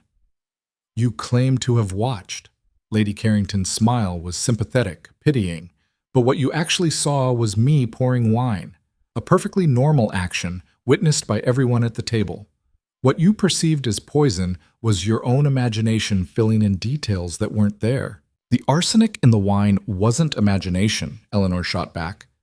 The arsenic in the wine could have come from anywhere. Lord Carrington pulled out documents, began passing them around the table. These are statements from 3 separate chemical experts who examined the Duke's wine stores. They found traces of arsenic in multiple bottles, contamination from the storage conditions, not deliberate poisoning. A common problem in older wine cellars, apparently. Eleanor felt ice in her veins. They'd prepared for this, prepared witnesses, prepared alternative explanations, prepared to dismantle the evidence piece by piece. The apothecary confessed to selling you poison, the Duke said. We have his ledger, his testimony. You have the testimony of a criminal who would say anything to avoid prosecution himself, Lady Carrington countered smoothly. Mr. Thorne was arrested last week for illegally selling controlled substances. He's facing prison. Of course he'd corroborate your story in exchange for leniency. Eleanor's blood ran cold. Arrested? When? 3 days ago.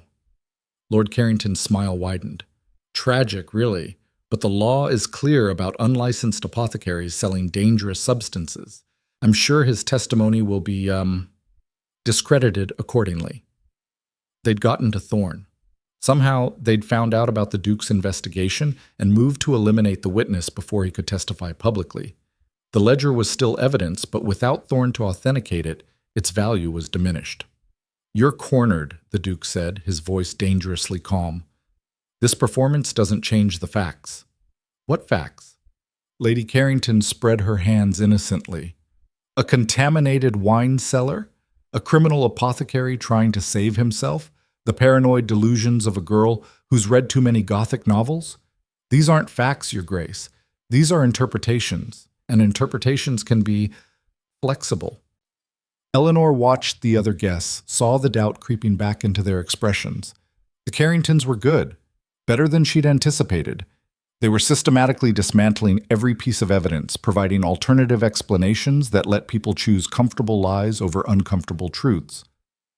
"There's one fact you can't explain away," Eleanor said, her voice cutting through the murmurs. "You fled. The night you were accused, you ran. Innocent people don't run." "Innocent people flee persecution all the time," Lady Carrington said sadly. "We left because we were terrified, because we'd been publicly accused of attempted murder by a powerful duke based on no evidence. We feared for our safety, our lives. So we retreated to gather our strength, to build our defense, to return when we could face our accusers on equal footing. It was perfect. Absolutely, maddeningly perfect. They turned their flight into proof of victimhood, their return into bravery, their prepared defense into righteous self-protection." Eleanor looked at the Duke and saw the same realization in his eyes. They'd walked into this dinner expecting to deliver a crushing blow. Instead, they were fighting for their lives. "This is absurd," Lord Portland said from his seat. "Your Grace, surely you don't intend to let them twist the narrative this way." "I intend to present evidence," the Duke said coldly. He gestured to a footman who brought forward the ledger from Thorne's shop. "This documents every purchase Lady Carrington made. Dates, amounts, methods of payment. A clear pattern of acquiring poison over months." "A ledger created by a man desperate to avoid prison," Lord Carrington countered. "Who's to say he didn't fabricate those entries after the fact? We have no way to verify their authenticity." "We have the testimony of your dismissed servants," Eleanor said. "Multiple people who witnessed suspicious behavior, who saw you documenting the Duke's health, who noticed patterns. We have the testimony of angry servants who blame us for their dismissal," Lady Carrington interrupted gently. "People who would say anything to hurt us out of spite. Their word against ours, Miss Vale, and we've served this society faithfully for decades. What have you done?" The question hung in the air like a blade. What had Eleanor done? She'd watched, she'd noticed, she'd acted on instinct and conviction, but in a world that valued pedigree over perception, connections over courage, what did that matter? "She saved my life," the Duke said, his voice absolute. "That's what she's done." "Or she manufactured a crisis to make herself important to you?" Lady Carrington said sadly. "Your Grace, forgive me for saying this, but have you considered that you might have been manipulated? That Miss Vale saw an opportunity to elevate herself by creating a threat only she could detect, making herself indispensable to a powerful man? The suggestion was poison more insidious than arsenic. Eleanor could see it spreading through the room, people reconsidering, recalculating. It was plausible. It fit the narrative of a desperate girl from a failing family making a bold play for security and status. "That's ridiculous," Eleanor said, but her voice lacked conviction even to her own ears. "Is it?" Lady Carrington's expression was all sympathy. "You're living in his house, under his protection. He's bound himself to you publicly, defended you against all criticism. One might even say he's become attached, all because of a crisis you created." "I created nothing!" Eleanor's voice rose despite her best efforts. "I saw you poison his wine." "You saw what you wanted to see," Lady Carrington interrupted gently. "What you needed to see to justify the spectacular scene you were planning. And now you've trapped yourself in your own fiction, unable to back down without admitting the truth." Eleanor felt the room turning against her, could see the calculations happening behind polite expressions. The Carringtons' version was simpler, easier, more comfortable than accepting that two beloved members of society had attempted murder. Enough! The Duke's voice cut through the tension like a whip. This circus ends now. You want proof? Want something beyond testimony and ledgers and circumstantial evidence? Fine. He pulled a small vial from his pocket, set it on the table with deliberate care. This was found in your townhouse, the Duke said. Hidden in Lady Carrington's private dressing room, exactly where your dismissed maid said it would be. Arsenic, the same composition as what was found in my wine, purchased from Mr. Thorne. Lady Carrington's perfect composure cracked for just a moment. That proves nothing, Lord Carrington said, but his voice had lost its certainty. It could have been planted. By whom? My staff? Your former servants who hate you? We conducted the search with independent witnesses present, neutral parties, people with no stake in this outcome. The Duke picked up the vial, held it to the light. This is your poison, Lady Carrington, and it's going to destroy you. The room erupted in chaos. Voices raised in accusation and defense, allies choosing sides, the careful social order fracturing along lines of loyalty and self-preservation. And in the middle of it all, Lady Carrington's mask finally shattered completely. You think you've won? Her voice was no longer gentle or sympathetic. It was pure venom. You think this changes anything? We did poison you, Your Grace, slowly, carefully, for months, and we would have succeeded if not for this meddling girl. The confession detonated through the room like a bomb. Lord Carrington grabbed his wife's arm, hissing something Eleanor couldn't hear. But Lady Carrington shook him off, her composure completely gone, replaced by fury and something that looked like relief. We needed your fortune, Lady Carrington continued, her voice rising. Needed it to pay our debts, to maintain our position. You're unmarried, no direct heirs. If you died, your estate would have been in chaos. We could have claimed debts, seized assets, positioned ourselves to inherit through careful maneuvering. It would have worked. It should have worked. But it didn't, Eleanor said quietly. Lady Carrington's gaze snapped to her, burning with hatred. Because of you and your cursed observation, you ruined everything. No, Eleanor said. You ruined everything when you chose murder over integrity. The silence that followed was absolute. Then Lord Portland began to clap, slow, deliberate applause that others gradually joined. Not everyone, not even half the room, but enough to matter. Well, the Duke said into the aftermath, I believe that constitutes a confession. Guards? Men appeared from the shadows, constables the Duke had positioned beforehand, waiting for exactly this moment. They moved toward the Carringtons with professional efficiency. You can't do this, Lord Carrington said, finally finding his voice. We're peers of the realm. You're criminals, the Duke corrected, and you just confessed in front of 50 witnesses. Your titles won't protect you now. As the guards led the Carringtons away, Lady Carrington still raging, Lord Carrington silent and defeated, Eleanor felt the tension drain from her body. It was over. Finally, impossibly, it was over.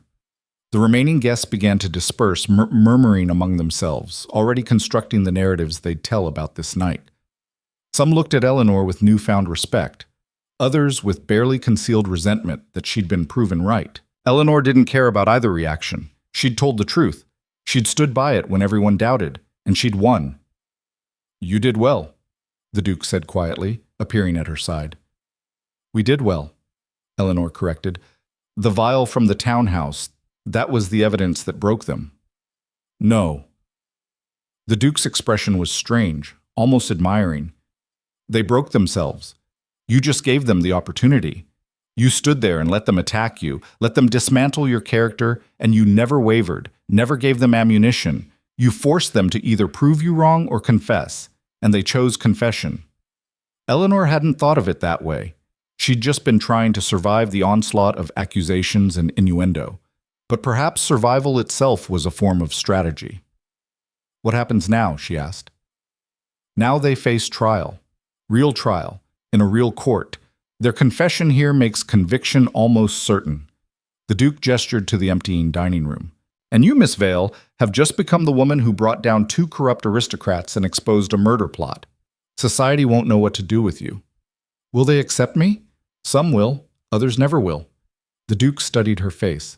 But all of them will respect you, fear you even.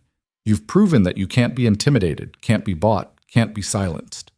That makes you dangerous. Is that what you want? A dangerous woman in your house? The Duke's smile was slow and genuine and entirely inappropriate for the circumstances. Miss Vale, he said, I wouldn't have it any other way.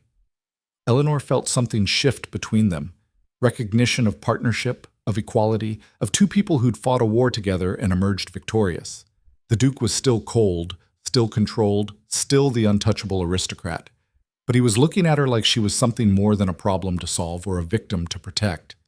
He was looking at her like an equal, like someone worth standing beside. The thought should have terrified her. Instead, it felt like possibility. Yeah. 3 days later, Eleanor received a letter. It arrived in the Morning Post, among the flood of invitations and congratulations that had been pouring into Blackthorn House since the dinner. But this envelope was different. Fine paper, elegant script, sealed with wax bearing a crest she didn't recognize. She opened it carefully. Miss Vale, congratulations on your victory. You have proven yourself formidable. However, you should know that the Carringtons did not act alone.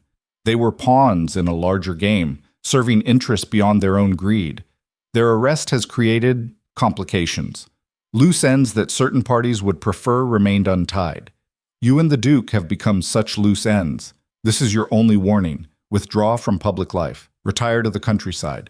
Forget what you've learned, or face consequences far worse than social ruin. A friend. Eleanor's hands trembled as she read the letter a second time. Then a third. They'd won against the Carringtons. But apparently, the Carringtons had been working for someone else. Someone powerful enough to issue threats even after a public confession and arrest. Someone still out there, still dangerous. Eleanor walked to the Duke's study, the letter clutched in her hand. He needed to see this. They needed to decide what to do, how to protect themselves against an enemy they couldn't yet identify. She pushed open the door without knocking. They'd moved past such formalities in the aftermath of their shared victory. The Duke was at his desk, reading what looked like financial reports. He glanced up as she entered, noted her expression, and immediately set aside his work. What's wrong? Eleanor handed him the letter without speaking.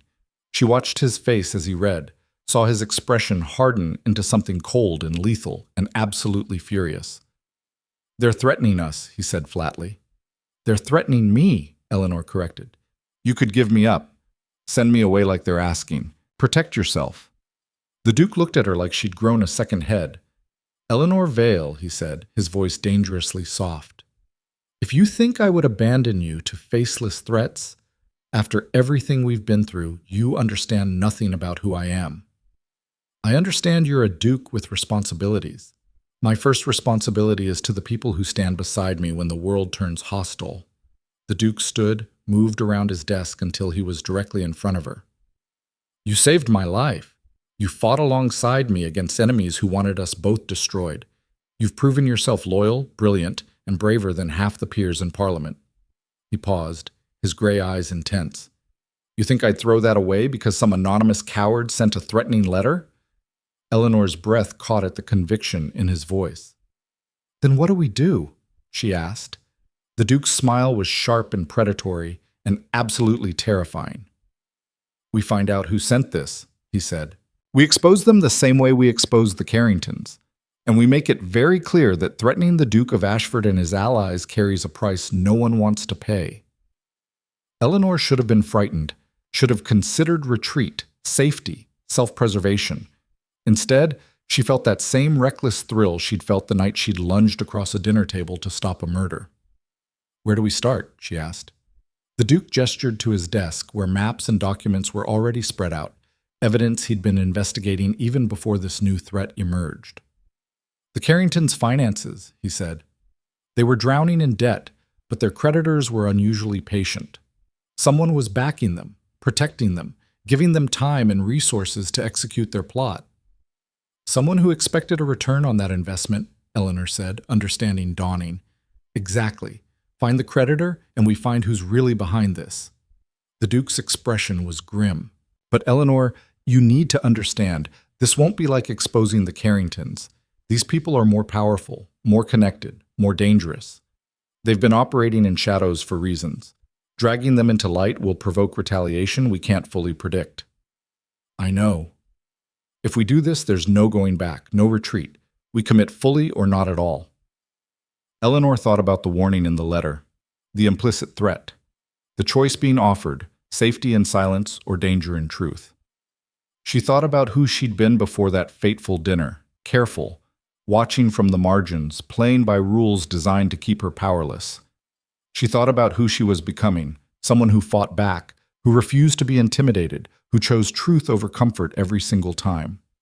Then let's commit, Eleanor said. The Duke studied her for a long moment, something fierce and approving in his gaze. Then he pulled her into an embrace that was entirely inappropriate and absolutely necessary, a warrior's acknowledgement of a comrade who'd proven herself in battle.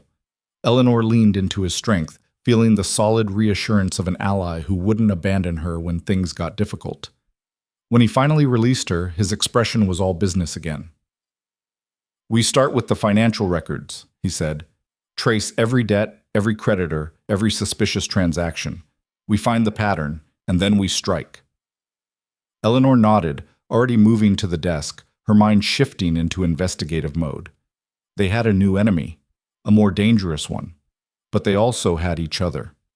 And as Eleanor bent over ledgers and documents beside the Duke, working in the comfortable silence of shared purpose, she realized something that should have terrified her but instead felt inevitable. She wasn't fighting for survival anymore. She was fighting for something far more dangerous. She was fighting for a future where she didn't have to choose between truth and safety, where she and the Duke could stand together against whatever darkness came next. And if that meant war with faceless enemies who threatened from shadows, then war it would be. The financial records sprawled across the Duke's desk like a map of corruption, each ledger entry a breadcrumb leading deeper into a conspiracy that made the Carringtons look like amateur criminals. Eleanor traced her finger along a column of numbers, her eyes burning from hours of examination. Here, Lord Carrington borrowed £15,000 from someone listed only as the Syndicate 3 months before the poisoning attempts began. The Duke leaned over her shoulder, so close she could feel the warmth of him. The Syndicate, not a bank, not a private lender with a name, an organization. An organization that loaned money to a man drowning in gambling debts with no collateral and no questions asked. Eleanor flipped to another page. And look at the repayment terms. 0 interest for the first year, then escalating to 20%, almost like they didn't expect repayment in currency. They expected payment in service. The Duke's voice was grim. The Carringtons were bought, funded, aimed at me like weapons. Eleanor sat back, her mind racing through implications. Which means someone wanted you dead badly enough to finance an elaborate poison campaign, someone with resources, patience, and enough power to create a lending organization as cover. Or someone who already had such an organization. The Duke moved to the window, staring out at the London night. The Syndicate isn't a name I recognize, but the structure. I've seen it before. Aristocrats pooling resources to fund ventures they couldn't pursue individually. Sometimes legitimate business. Sometimes less savory enterprises. Like murder. Like anything that serves their collective interests. The Duke turned back to face her. If I'm right about what this is, we're not facing a single enemy. We're facing a coalition of wealthy, powerful individuals who see me as a threat to something they value. Eleanor felt a chill that had nothing to do with the temperature. What could you possibly threaten? You're one of them, titled, wealthy, powerful in your own right. I'm also reform-minded. I've been vocal about modernizing estate management, about workers' rights, about limiting the power of hereditary privilege. The Duke's smile was bitter. I've made enemies by suggesting that nobility should earn their position rather than simply inherit it, that we should be held accountable for how we use our power. So they tried to kill you. So they tried to neutralize me quietly, without the scandal of open conflict. The Duke returned to the desk, pulled out a different set of documents. But we exposed them, made their plot public. Now they're scrambling to contain the damage, which means we have a window, a brief period where they're vulnerable before they regroup. What kind of window? Eleanor asked. the kind where frightened conspirators make mistakes. The Duke spread the new documents out: property deeds, business registrations, club memberships. I've been tracking the syndicate's financial footprint for the past 3 days. They're careful, but not perfect. This lending organization is registered to an address in Mayfair. These property holdings all share common board members. This gentleman's club has 17 members who all serve on the same investment committee. Eleanor studied the pattern emerging from the documents. You think the syndicate operates through the club? I think the club is the syndicate, a legitimate front for wealthy men to gather, network, and coordinate activities they'd prefer remained private. The Duke pointed to the membership roster. Recognize any names? Eleanor scanned the list and felt her blood run cold. Lord Pemberton, Lord Ashford, 3 members of Parliament, a High Court judge, a bishop, names that represented the absolute pinnacle of London society. These are the most powerful men in England, she whispered. They are. Which is why they thought they were untouchable. The Duke's expression was hard. They're used to operating with impunity, to facing no consequences for their actions. The Carringtons' arrest shocked them. Now they're sending threatening letters because they're scared. Scared people are dangerous. Terrified people are predictable. The Duke pulled out one final document, a letter bearing the same seal as the threat Eleanor had received. I received one too. Same warning, same demand to withdraw. But look at the wax seal closely. Eleanor examined it under the lamp. The crest was generic, a lion and crown that could belong to dozens of families. But impressed into the wax was something else. A tiny symbol, barely visible. 3 interlocking circles.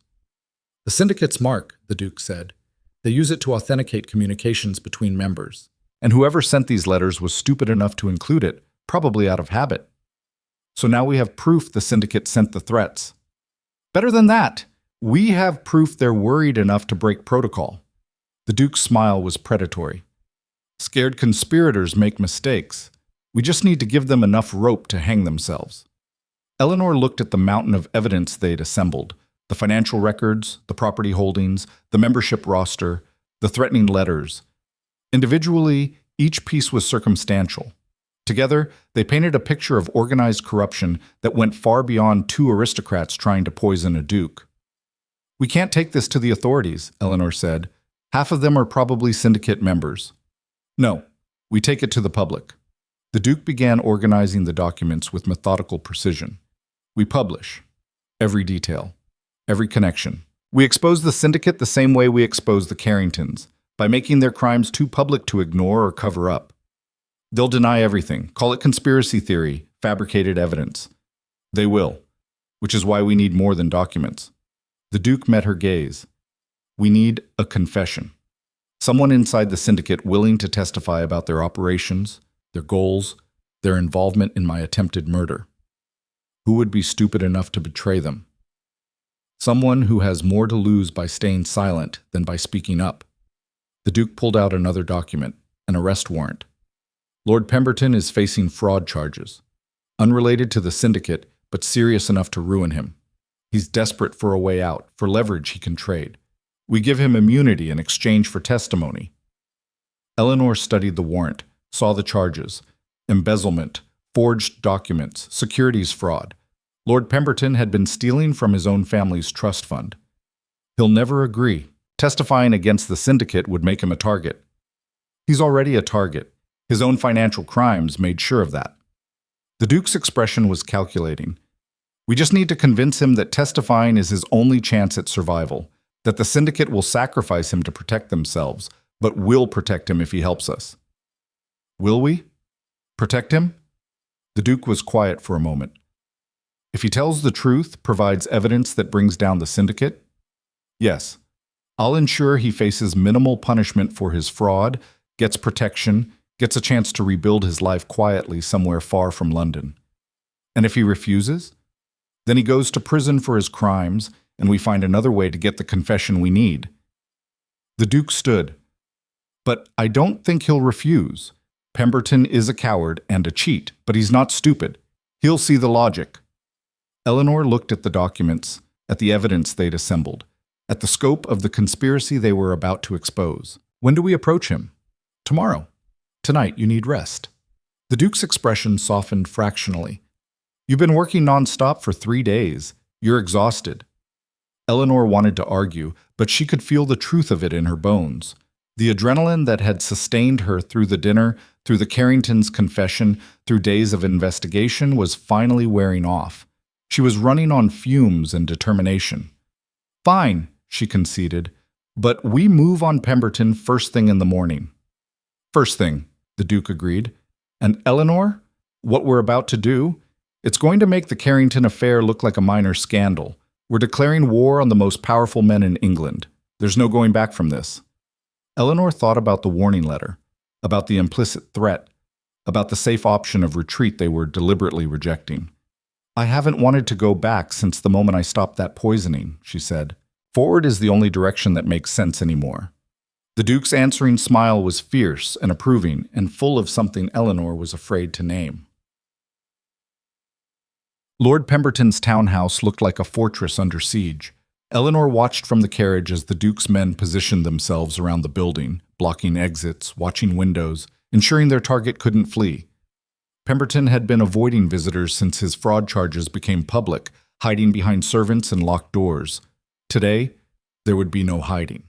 The Duke helped Eleanor down from the carriage, his grip steady and reassuring. Ready?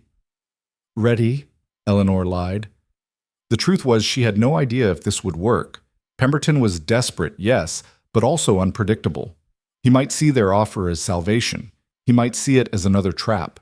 Either way, they were about to find out. The Duke pounded on the door with enough force to make the hinges rattle. After a long moment, a nervous butler appeared. His Grace the Duke of Ashford and Miss Eleanor Vale to see Lord Pemberton, the Duke announced. Tell him refusal is not an option. The butler's eyes widened. My lord is not receiving. He'll receive us. The Duke pushed past the servant with casual authority. Or I'll have my men break down every door in this house until we find him. His choice. Eleanor followed him inside, noting the subtle signs of financial distress, paintings missing from walls where their outlines remained visible, empty spaces where valuable furniture had once stood. Pemberton had been selling everything to cover his debts. They found him in his study, looking 20 years older than the last time Eleanor had seen him. His face was gaunt, his clothes rumpled, his eyes bloodshot from too much drink and too little sleep. Your Grace, Pemberton's voice was hoarse. Miss Vale, to what do I owe this invasion? We're here to offer you a choice, the Duke said, settling into a chair without being invited. Prison or redemption? Your decision. Pemberton's laugh was bitter. I'm facing fraud charges that will see me locked away for a decade. What redemption could you possibly offer? Immunity. The Duke pulled out a document, set it on the desk. Full immunity from prosecution in exchange for testimony about the syndicate, their operations, their members, their involvement in my attempted murder. You tell us everything, and you walk away from your fraud charges with nothing worse than house arrest and social exile. Pemberton stared at the document like it was a coiled snake. You're asking me to commit suicide. The syndicate doesn't forgive betrayal. The syndicate is about to be destroyed whether you help us or not, Eleanor said. We have evidence. Financial records, membership rosters, threatening letters. We're going public with or without your testimony. The only question is whether you're buried with them or standing on the other side when the rubble settles. They'll kill me. They'll try to kill you whether you testify or not. The Duke leaned forward. You're a liability, Pemberton. You know too much and you're weak. The moment they decide you're more dangerous alive than dead, you're finished. Your only chance is to give me the ammunition to destroy them completely before they can move against you. Pemberton's hands shook as he reached for his glass of whiskey. You don't understand what you're up against. The syndicate isn't just a few wealthy men playing at conspiracy. They control judges, politicians, military officers. They have resources you can't imagine. I'm imagining quite well, the Duke said coldly. I'm imagining an organization that tried to have me murdered because I threatened their comfortable corruption. I'm imagining powerful men who think they're above consequences, and I'm imagining the satisfaction of proving them catastrophically wrong. You're insane. I'm determined. The Duke's gaze was unwavering. And I'm offering you one chance to be on the winning side. Take it or face your fraud charges alone, without protection, without hope. Eleanor watched Pemberton's internal struggle play out across his face, fear warring with self-preservation, cowardice battling survival instinct. He was a weak man facing an impossible choice, and she almost felt sorry for him. Almost. "What exactly would you need from me?" Pemberton asked finally. "Names, dates, details about meetings, decisions, the structure of the organization." The Duke pulled out a notebook. "Who decided to target me? Who financed the Carringtons? Who sent the threatening letters? I want every piece of information you have." "And if I provide this, you guarantee immunity?" "I guarantee immunity from fraud prosecution, witness protection, and enough money to start over somewhere far from England." The Duke's expression was hard. "But if you lie to us, if you hold back information, if you warn the syndicate we're coming, the deal is void, and I'll personally ensure you face the maximum penalty for every crime you've committed." Pemberton drained his whiskey, hands still trembling. Then he looked at Eleanor, something desperate and calculating in his eyes. "Why is she here? This is between you and me." "Miss Vale is my partner in this investigation," the Duke said. "She's earned the right to hear your confession." "She's the reason we're in this mess." Pemberton's voice rose. "If she'd just kept her mouth shut at that dinner, none of this would have happened. The Carringtons would have succeeded and everything would have proceeded according to plan." The admission hung in the air like smoke. Eleanor felt ice water in her veins. "You knew. You were part of it from the beginning." Pemberton's laugh was bitter, defeated. "I voted for it, along with 16 other syndicate members. We voted on whether to eliminate the Duke using the Carringtons as proxies. 14 in favor, 3 opposed. Democracy in action." "Who opposed?" the Duke asked, his voice dangerously quiet. "Lord Blackwood, Lady Portland's husband, and the Bishop of Canterbury, ironically enough." Pemberton poured himself more whiskey with shaking hands. "They argued that murder was too extreme, that there were other ways to neutralize your political influence. They were outvoted." Eleanor processed this. Lord Blackwood and Lady Portland had sided with them publicly after the Carringtons' exposure, not just out of moral conviction, but because they'd actually opposed the murder plot from the start. "Who led the vote in favor?" Eleanor asked. Pemberton was quiet for a long moment. Then he said, "Lord Ashford." Eleanor's world tilted. Lady Ashford's husband, the man in whose house the poisoning had taken place. He'd orchestrated the entire event, invited the Duke to dinner, created the perfect opportunity for the Carringtons to strike. "He's been protecting them," Eleanor said, "making excuses, pressuring my father, trying to discredit me, not just out of social loyalty, but because he was directly involved in planning the murder." "He's the syndicate's current chairman," Pemberton confirmed. "Rotates every year, but he's held the position since last autumn, very invested in the organization's success. Your death would have opened up opportunities for him. Political appointments, business ventures, consolidation of power." The Duke was absolutely still, his expression carved from ice. "Ashford, my supposed friend, the man whose house I've dined in dozens of times. The man who saw you as an obstacle to be removed." Pemberton's tone was almost sympathetic. "Nothing personal, Your Grace, just business." "Murder is always personal." The Duke stood, began pacing. "Where does the syndicate meet? Where do they keep their records?" "The Whitehall Club. Private rooms on the 3rd floor, accessible only to members. They keep everything there. Financial ledgers, meeting minutes, correspondence. All of it locked in a vault that requires 3 separate keys to open." "Who holds the keys?" "The chairman, Ashford, the treasurer, Lord Marlborough, and the secretary, Sir Edmund Hastings." Pemberton watched the Duke pace. "You'll never get access. The club is guarded, the vault is impenetrable, and any attempt to break in would alert them immediately." "We don't need to break in." The Duke stopped pacing, turned to face Pemberton. "We need an invitation. You're still a member, aren't you?" "I am, but I'm under investigation. They've frozen my voting rights pending resolution of my fraud charges." "But not your access." The Duke's smile was sharp. "You can still enter the club, still attend meetings, still walk past those guards without suspicion." Pemberton's face went white. "You want me to steal from the vault?" "I want you to give us access to the vault. We'll handle the actual theft." That's impossible. The vault requires 3 keys, which we'll obtain. The Duke pulled out 3 small metal objects, lock-picking tools. While you keep the guards distracted, simple misdirection. This is insane. If they catch us, we're no worse off than we are now, Eleanor interrupted. But if we succeed, we have everything we need to destroy them. Meeting minutes documenting their conspiracy, financial records proving their crimes, correspondence showing their corruption, physical evidence that can't be dismissed or explained away. Pemberton looked between them, trapped and terrified and calculating his odds. If I do this, he said slowly, if I help you steal from the syndicate vault, you guarantee my immunity, my protection? I do. The Duke's word was absolute. Help us, and you walk away from all of this. Refuse, and you face your charges alone while the syndicate decides whether you're worth eliminating to protect their secrets. The choice wasn't really a choice at all. Pemberton reached for the immunity document, signed it with a shaking hand. When do we do this? He asked.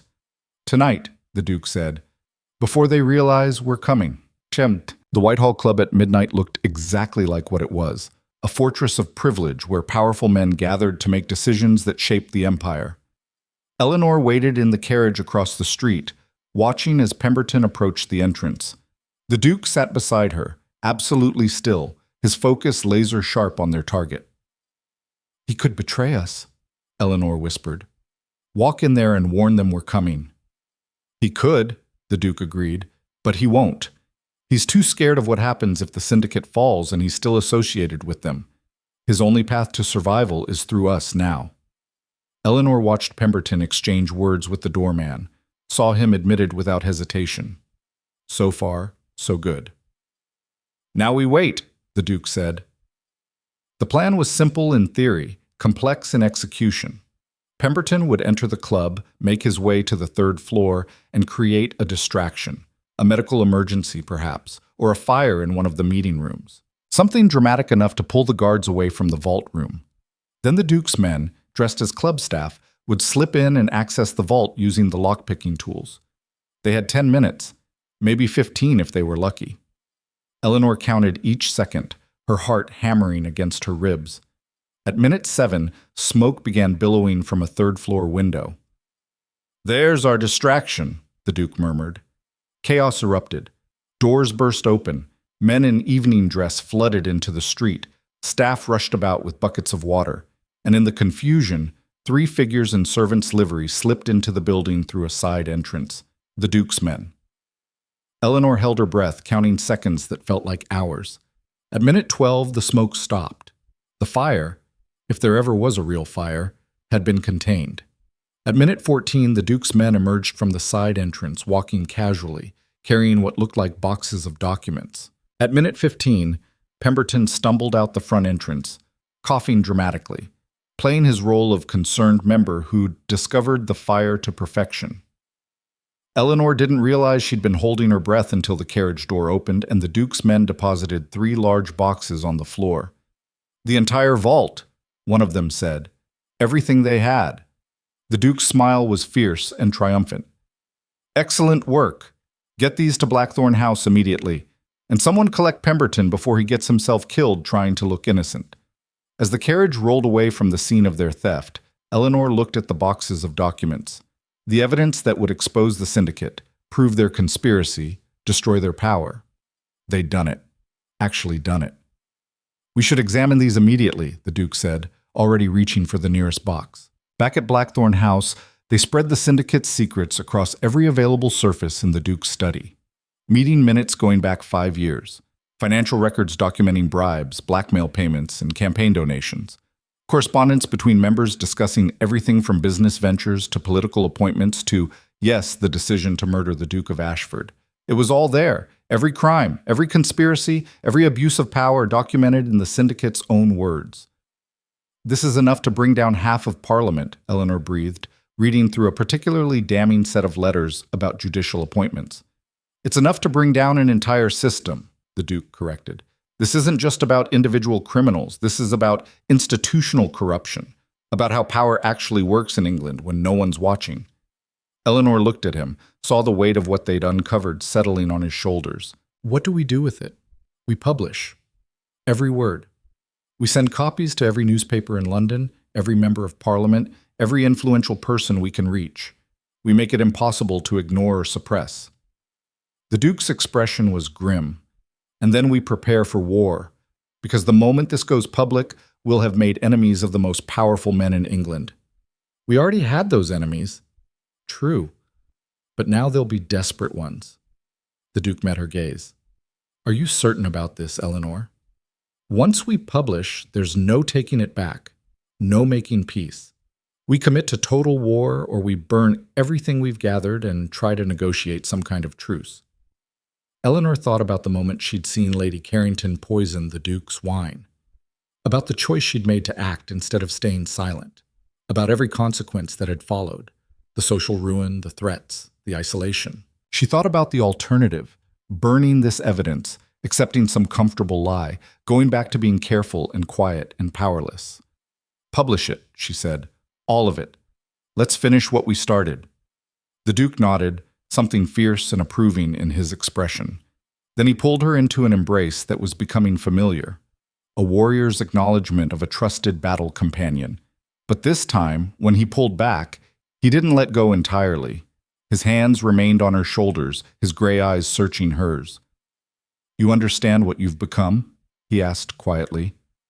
The woman who brought down the Carringtons, who exposed the syndicate, who refused to be silenced or intimidated. You're not going to fade into comfortable obscurity after this, Eleanor. You're going to be remembered, celebrated by some, hated by others, but never forgotten. Good, Eleanor said. I spent too many years trying to be invisible. Time to make some noise. The Duke's laugh was genuine and surprised and entirely inappropriate for the moment. And Eleanor laughed with him, feeling something wild and free and absolutely terrifying unfurl in her chest. They'd declared war on the establishment, and they were going to win. Thus, the publications hit London like a bomb at dawn. The Duke had arranged for simultaneous release across 8 major newspapers, ensuring no single publication could suppress or spin the story. By breakfast time, every household in London was reading detailed accounts of the syndicate's crimes, the corruption, the bribes, the conspiracy to commit murder. Eleanor watched from the window as newsboys on the street sold papers as fast as they could hand them out, people crowding around to read over each other's shoulders. It's working, she said. It's spreading, the Duke corrected, joining her at the window. Whether it works depends on what happens next. What happened next was chaos. By noon, 3 members of Parliament had resigned. By mid-afternoon, Lord Ashford's townhouse was surrounded by angry crowds demanding his arrest. By evening, the Prime Minister had announced a formal inquiry into the allegations of systematic corruption. And throughout it all, Eleanor and the Duke remained in Blackthorn House, receiving a steady stream of visitors, some offering support, some demanding answers, some trying to negotiate deals. Lord Blackwood arrived with his wife, Lady Portland's husband, looking grim but approving.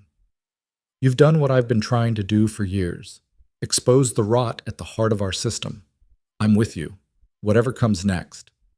The Bishop of Canterbury sent a letter expressing his support and offering to testify about the syndicate's operations. Truth must prevail, he wrote, regardless of the cost to those who've profited from lies. Even Eleanor's father appeared, looking older and smaller than she remembered, his voice shaking as he said, I was wrong, about everything, about you. I'm sorry. Eleanor accepted his apology with cautious grace, not quite ready to forgive but willing to acknowledge his effort. But not everyone was supportive. Lord Marlborough, one of the vault keyholders, arrived with lawyers and threats, demanding retraction and claiming the documents were forged. The Duke had him escorted out by guards after he threatened Eleanor directly. 3 other syndicate members sent letters promising vengeance, legal action, and social destruction. The Duke burned them all in his fireplace without reading past the first line. Let them threaten, he said. They're finished and they know it. This is just noise from a dying beast. Eleanor wasn't so certain. Wounded beasts were dangerous. But then, so were they. The turning point came 3 days after publication, when Lord Ashford was formally arrested on charges of conspiracy to commit murder. The man who'd orchestrated the Duke's assassination attempt, who'd pressured Eleanor's father, who'd led the syndicate's campaign of corruption, was led from his house in chains while his wife watched from a window, her face pale and emotionless. Eleanor felt no satisfaction watching his downfall. Only a grim sense of justice served. That evening, the Duke found her in the library, staring out at the London skyline. "It's over," he said quietly. "Ashford's arrested. Half the syndicate is under investigation. The other half is fleeing the country. We won, Eleanor." "Did we?" Eleanor turned to face him.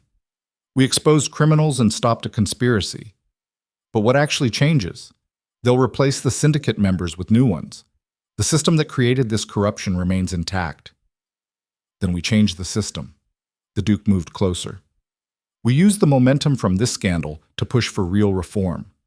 Transparency in government, accountability for aristocrats, limits on the power of hereditary privilege. Everything I've been advocating for, but now with public support and moral authority. That will take years. Then we have years." The Duke's expression was intense. "You and I, working together, building something better from the wreckage of what we destroyed." Eleanor felt her breath catch at the implication. "You're asking me to stay, permanently. I'm asking you to be my partner, in reform, in changing England, in—" He paused, something vulnerable flickering across his usually controlled features. "In everything." Eleanor understood what he wasn't saying, what neither of them had been willing to name until now. This wasn't just about partnership in investigation or political reform. This was about partnership in life. "The Duke of Ashford and Eleanor Vale," she said slowly. "The man who was almost murdered and the woman who saved him. What a scandal that would be." "We've already survived worse scandals." The Duke's smile was soft, genuine. "Besides, I've discovered I rather enjoy being scandalous with you." Eleanor laughed, feeling tears she didn't quite understand prick at her eyes. "You're asking a ruined woman from a failing family to help you reform the aristocracy. That's either brilliant or completely insane. Can it be both?" The Duke reached for her hand, his touch warm and steady. "You've proven yourself brilliant, brave, and completely incorruptible. You see through people's facades to the truth beneath. You refuse to be intimidated or bought. And you make me want to be better than the cold, calculating Duke everyone expects." "I make you want to be better?" "You make me want to be worthy of standing beside you." The Duke's thumb traced circles on the back of her hand. "Eleanor Vale, the girl who saw too much and refused to stay silent. Will you continue refusing to stay silent with me? Will you help me build something better from the ruins we've created?" Eleanor looked at this man who'd believed her when no one else would, who'd protected her when society turned hostile, who'd fought beside her against impossible odds and never wavered. She thought about the woman she'd been at that first dinner, watching from the margins, playing by rules designed to keep her powerless. She thought about the woman she'd become, someone who fought back, who refused to be silenced, who'd helped bring down a conspiracy and expose systematic corruption. She thought about the woman she wanted to be, someone who didn't just survive in a hostile world, but changed it. "Yes," she said, "to all of it. Yes." The Duke's smile was fierce and joyous and absolutely devastating. And when he kissed her, it felt like victory and promise, and the beginning of something far more dangerous than any conspiracy they'd faced. It felt like hope. Outside, London continued its chaos. Arrests and investigations and the slow, painful process of accountability. The syndicate was falling. The corrupt system they'd maintained was cracking. And inside Blackthorn House, two people who'd fought a war together stood at the window, watching their world reshape itself around the truth they'd refused to let die. They'd started with 3 words that had changed everything. "I believe you." Now they were building a future on those words, a future where truth mattered more than comfort, where courage was rewarded instead of punished, where two people who'd been forged in conflict could stand together and reshape a society that had tried to destroy them. Eleanor leaned against the Duke's shoulder, feeling his arm wrap around her waist, solid and reassuring. "What happens now?" she asked. "Now?" The Duke's voice held quiet determination. "Now we make them remember why truth is dangerous, why exposure matters, why people like us, people who refuse to be silenced, are the only thing standing between civilization and comfortable corruption." Eleanor smiled, fierce and determined and absolutely unafraid. "Then let's make sure they never forget." The trials began 3 weeks later, and London had never seen anything like them. The courtroom was packed beyond capacity, people standing in the aisles and crowding the doorways just to witness what everyone was calling the trial of the century. Lord Ashford sat in the defendant's chair looking diminished, his perfect aristocratic composure finally shattered. Beside him sat 4 other syndicate members who'd been unable to flee the country in time, men who'd once commanded respect and fear, now reduced to common criminals awaiting judgment. Eleanor sat in the gallery beside the Duke, watching justice unfold with a satisfaction that bordered on fierce joy. She'd spent the past weeks preparing for this moment, working with prosecutors, organizing evidence, ensuring every detail of the syndicate's conspiracy was documented and irrefutable. The lead prosecutor stood, addressing the jury with the kind of controlled passion that made every word land like a hammer blow. "Gentlemen of the jury, this case is not merely about one attempted murder. It is about systematic corruption at the highest levels of our society. It is about powerful men who believed themselves above the law, who thought their titles and wealth exempted them from consequence." He gestured to the defendants. "These men conspired to murder the Duke of Ashford because he threatened their comfortable exploitation of the system. They financed that murder through an illegal lending organization. They attempted to cover their crimes through intimidation and threats. And they would have succeeded if not for one woman's courage to speak truth when silence would have been safer." Every eye in the courtroom turned to Eleanor. She'd become something of a celebrity in the weeks since the scandal broke. Newspapers called her everything from the girl who saved the Duke to the woman who exposed the syndicate. Artists had painted her portrait. Poets had written verses about her courage. Marriage proposals arrived daily from men who'd never met her, but were captivated by the legend she'd become. Eleanor ignored them all. Fame was a byproduct of doing what was right, not a goal in itself. The trial proceeded with methodical precision. Witnesses testified, servants who'd seen suspicious behavior, financial experts who explained the money trail, Pemberton himself who provided devastating insider details about the syndicate's operations. The evidence mounted like stones in a wall, each piece reinforcing the next until the structure of guilt was unassailable. Lord Ashford's defense attorney tried every tactic, questioning witness credibility, suggesting alternative explanations, attempting to paint the syndicate as a legitimate business organization. But the documented evidence was overwhelming. The meeting minutes alone proved conspiracy, and the correspondence sealed their fate. On the 5th day of trial, the prosecution called Eleanor to the stand. She'd been dreading and anticipating this moment in equal measure. This was her chance to tell the truth directly, unfiltered, to a jury that held the power to validate or dismiss everything she'd fought for. The prosecutor approached with respectful formality. "Miss Vale, please tell the jury what you observed on the night of the dinner at Ashford Hall." Eleanor took a breath, centering herself. Then she spoke clearly, confidently, recounting every detail, Lady Carrington's subtle movement, the crystalline substance dissolving into wine, Lord Carrington's nervous attention, the split-second decision to act. "Why did you intervene?" the prosecutor asked. "You knew it would cause a scandal, knew you'd be questioned and doubted. What made you risk everything?" Eleanor looked directly at the jury. "Because watching someone die when I could prevent it would have destroyed me in ways that social ruin never could. I chose truth over comfort, integrity over safety, and I'd make the same choice again without hesitation." The courtroom was absolutely silent. The defense attorney stood for cross-examination, his expression carefully sympathetic. "Miss Vale, you've become quite famous from this affair. Book deals, marriage proposals, invitations to every important house in London. One might say you've profited considerably from your accusations." "One might say that," Eleanor agreed calmly. "One would be wrong. I've gained notoriety, not profit. And if I could trade every invitation and proposal for the quiet anonymity I had before that dinner, I would do so gladly. Yet you remain in the Duke's household, living under his protection. Some might call that improper." "Some might. Those same people might explain how a woman accused of hysteria and attention-seeking was supposed to survive without protection when half of London society wanted her destroyed for exposing uncomfortable truths." Eleanor's voice hardened. "The Duke believed me when no one else would. He stood beside me when it would have been easier to abandon me. If that's improper, then propriety is cowardice dressed in respectability."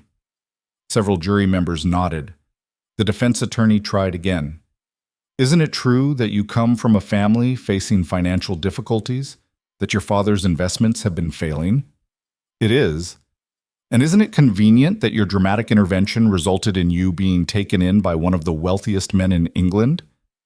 Eleanor saw the trap, the suggestion that she'd manufactured the crisis for personal gain. She met the attorney's eyes steadily. "If I'd wanted to secure a wealthy husband, sir, I could have done so through conventional means. I'm not without suitors, despite my family's finances. What I couldn't do through conventional means was stop a murder. So I stopped it. Everything that followed, the protection, the investigations, the scandal, was consequence, not design.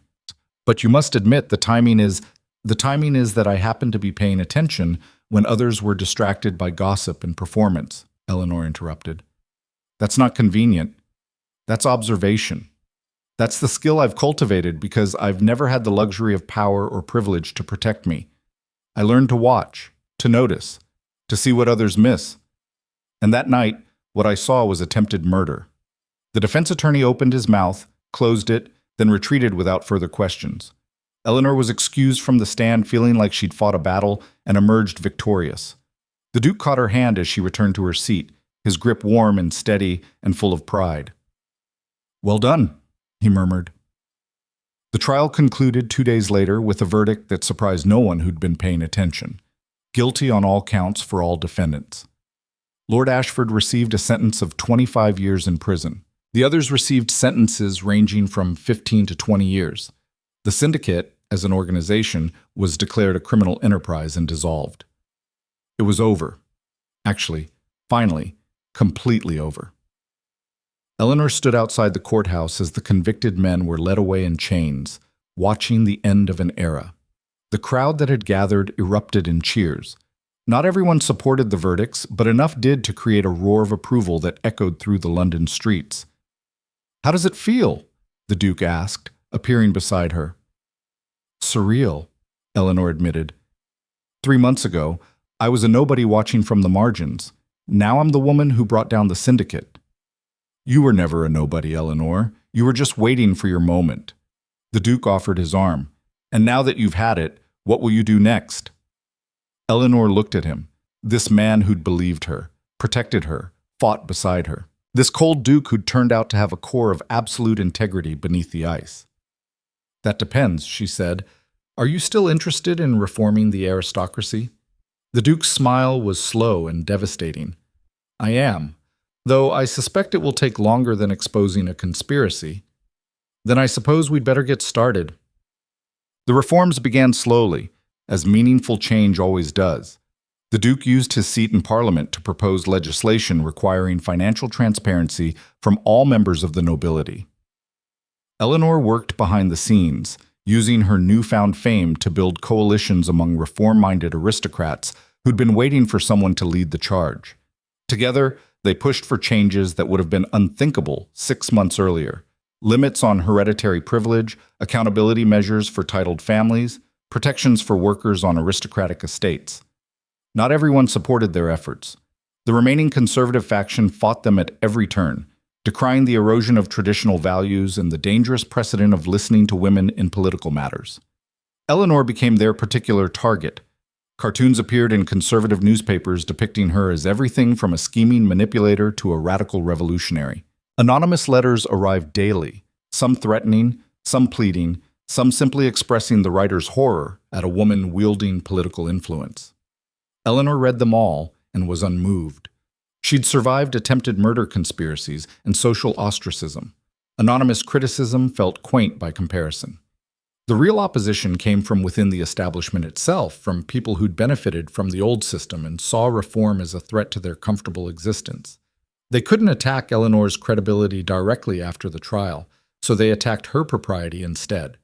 The campaign was subtle and vicious, whispers about her relationship with the Duke, suggestions that she was manipulating him for personal gain, innuendo about improper conduct and inappropriate influence. Lady Ashford, released from her husband's shadow but bitter about his imprisonment, led the charge with practiced cruelty. "It's quite remarkable," she said at a dinner party Eleanor wasn't invited to but heard about anyway, "how one girl's hysterical accusation has been twisted into heroism. One wonders what private inducements the Duke offered to secure such loyalty." The implication was clear and disgusting. Eleanor confronted her 2 days later at a charity event, walking up to Lady Ashford in front of half of London society and speaking loud enough for everyone to hear. "Lady Ashford, I understand you've been questioning my motivations and my relationship with the Duke." Lady Ashford's smile was cold. "I merely observe that unmarried women living in gentlemen's households raises questions about propriety." "Then let me answer those questions directly," Eleanor said. "The Duke offered me protection when your husband and his co-conspirators tried to have me destroyed for exposing their crimes. He believed me when you and your friends dismissed me as hysterical. He stood beside me when it would have been easier to abandon me. And yes, I live in his household because the alternative was being isolated and vulnerable to people who wanted revenge for their friend's imprisonment. How convenient for you. How necessary for my survival." Eleanor stepped closer, her voice dropping but remaining audible. "You're angry that your husband is in prison. I understand that. But he put himself there by conspiring to commit murder. I simply exposed the truth. If you want to be angry at someone, be angry at the man who valued power over integrity. Don't blame the woman who refused to let murder happen in silence." Lady Ashford's composure cracked. "You've destroyed lives. I've saved lives, including the Duke's, including potentially dozens of others who would have been targeted by the syndicate's corruption." Eleanor held her ground. "And I'll continue doing so, regardless of what you or anyone else whispers about my propriety, because some things matter more than maintaining comfortable lies." The crowd watching this confrontation was split, some nodding in approval, others scandalized by Eleanor's directness. Eleanor didn't care about either reaction. She'd learned that seeking universal approval was a fool's errand. Better to have the respect of people who valued truth than the approval of people who valued comfort. As she walked away from Lady Ashford's stuttering attempts at response, the Duke appeared at her side. "That was remarkably satisfying to watch," he murmured. "I'm tired of people questioning my integrity while ignoring the crimes I exposed," Eleanor said. "If that makes me improper, so be it." "It makes you formidable." The Duke's expression was warm. "And it makes what I'm about to propose either perfectly timed or absolutely insane." Eleanor stopped walking, turned to face him. "What are you proposing?" The Duke took her hand, suddenly looking less like the controlled aristocrat and more like a man facing uncertain waters. "Marry me," he said simply. "Not because propriety demands it or scandal requires it. Marry me because we're better together than apart. Because I want to spend the rest of my life fighting beside you for the things we believe in. Because you make me want to be worthy of your courage." Eleanor felt her breath catch. "You're proposing in the middle of a charity event, while half of London watches. I'm proposing because I'm tired of letting other people's opinions dictate when or how I express what I feel." The Duke's grip on her hand tightened. "You taught me that, Eleanor. You taught me that truth matters more than propriety, that courage matters more than caution. So here's my truth. I love you. I want to marry you. I want to build a life with you that challenges everything London society expects. Will you have me?"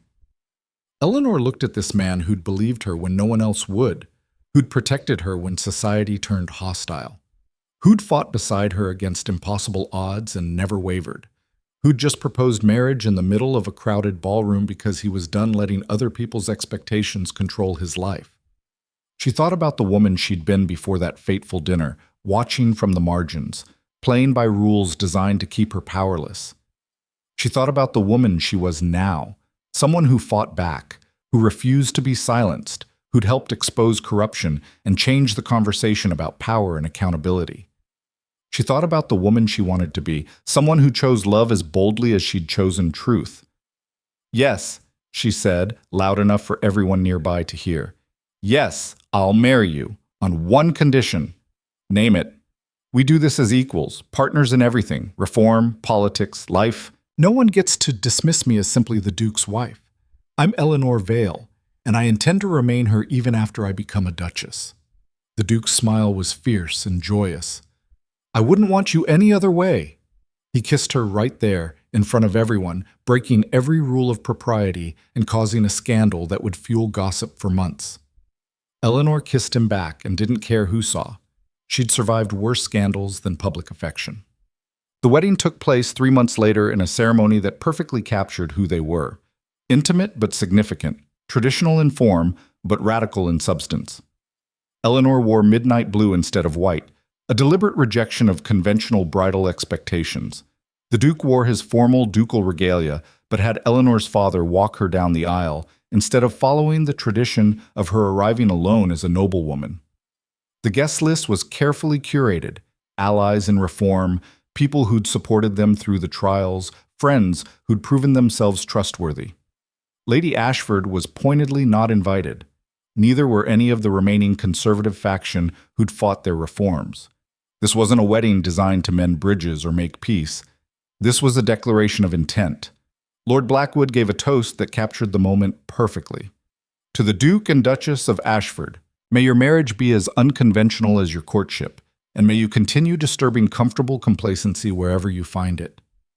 Eleanor's father, looking older but more at peace than she'd seen him in years, pulled her aside during the reception.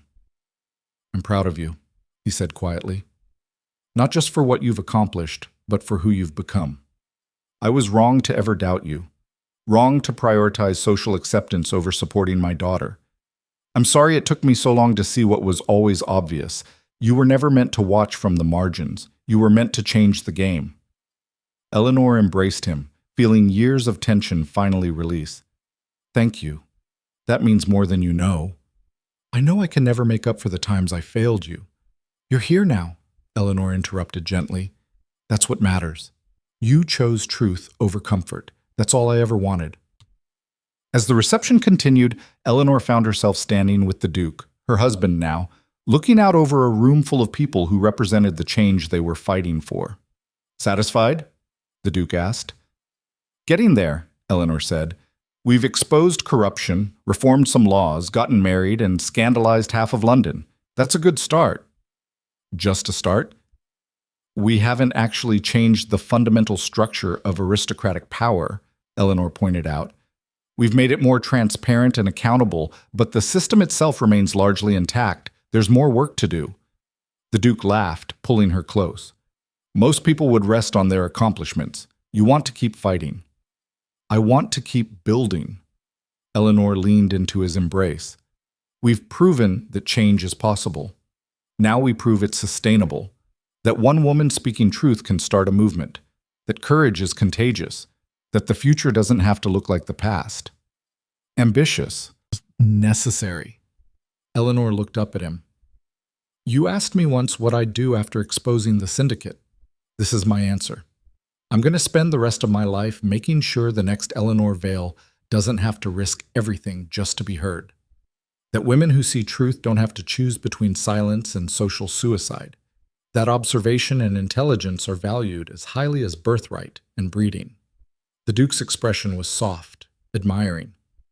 You're going to change the world. We're going to change the world, Eleanor corrected. Together, the way we've done everything else. Together, the Duke agreed. They stayed there for a moment, watching their wedding reception continue around them. Allies celebrating, friends laughing, the beginning of something new and uncertain and absolutely necessary. Eleanor thought about the journey that had led here. From a dinner table disruption to a conspiracy exposed to a trial that changed everything. From social ruin to unexpected fame to a marriage that defied convention. It had started with 3 words. I believe you. And it had grown into something far more powerful than either of them could have imagined. 5 years later, Eleanor stood in Parliament, not in the gallery where women were traditionally relegated, but on the floor itself, addressing the assembled lords as the Duchess of Ashford and the primary architect of the Accountability Act. The legislation before them was radical: mandatory financial disclosure for all titled families, term limits on hereditary seats, and, most controversially, the creation of merit-based appointments to balance inherited power.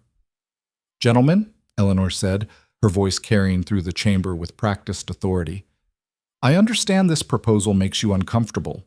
It challenges centuries of tradition.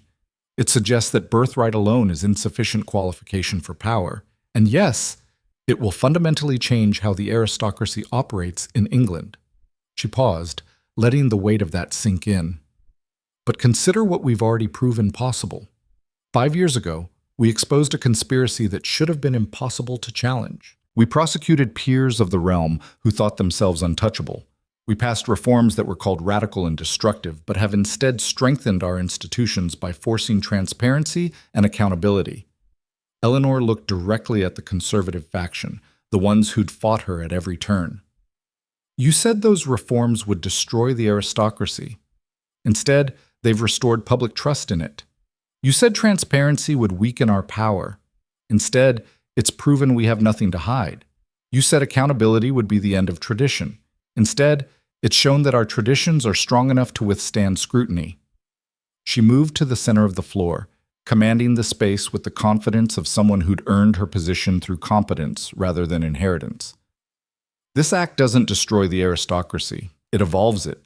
It says that we're strong enough to judge ourselves by the same standards we impose on others. That power should be earned and maintained through service, not simply inherited and maintained through inertia. A lord from the conservative faction stood. The Duchess speaks eloquently, but she asks us to vote away our children's birthright. I ask you to give your children something more valuable than birthright, Eleanor countered. I ask you to give them a system where their merits matter, where their service matters, where they can take pride in their positions because they've earned them, not simply inherited them. She gestured to the Duke, sitting in his family's hereditary seat. My husband holds a title passed down through generations, but he also holds respect earned through reform, through fighting corruption, through proving that aristocracy can serve the people rather than simply ruling them. That's the future I'm proposing, one where title and merit align. The debate continued for hours, but Eleanor had learned patience. She'd learned that changing systems took time, persistence, and the willingness to engage with opposition rather than simply dismissing it. When the vote finally came, the Accountability Act passed by a narrow margin, evidence that the fight wasn't over, but progress was possible. Eleanor left Parliament that day exhausted and exhilarated in equal measure. The Duke met her at the entrance, pride evident in his expression. You were magnificent. I was persistent, Eleanor corrected. There's a difference. Is there? The Duke offered his arm. Because from where I was sitting, persistence delivered through eloquent argument looked remarkably like magnificence. Eleanor laughed, leaning into him as they walked to their carriage. 5 years ago, I couldn't have imagined this. Speaking in Parliament, passing legislation, being listened to. 5 years ago, you saved my life by refusing to stay silent, the Duke reminded her. Everything since has just been continuation of that same courage. It doesn't feel courageous anymore, it feels necessary. Perhaps that's what courage becomes when you practice it long enough, the Duke said. Not a dramatic choice, but a persistent habit. Not a single moment of defiance, but a lifetime of refusing to accept comfortable lies. They rode in comfortable silence for a while, Eleanor processing the magnitude of what they'd accomplished. Not just today, but over the past 5 years of tireless reform work. Do you ever regret it? The Duke asked quietly. The life you could have had if you'd stayed silent that night? Conventional marriage? Social acceptance? Comfortable anonymity? Eleanor considered the question seriously, imagining the alternate version of herself who'd watched poison enter wine and chosen silence over intervention. That Eleanor would have avoided scandal? Yes. Avoided social ruin and threatening letters and years of fighting against an establishment determined to maintain its power.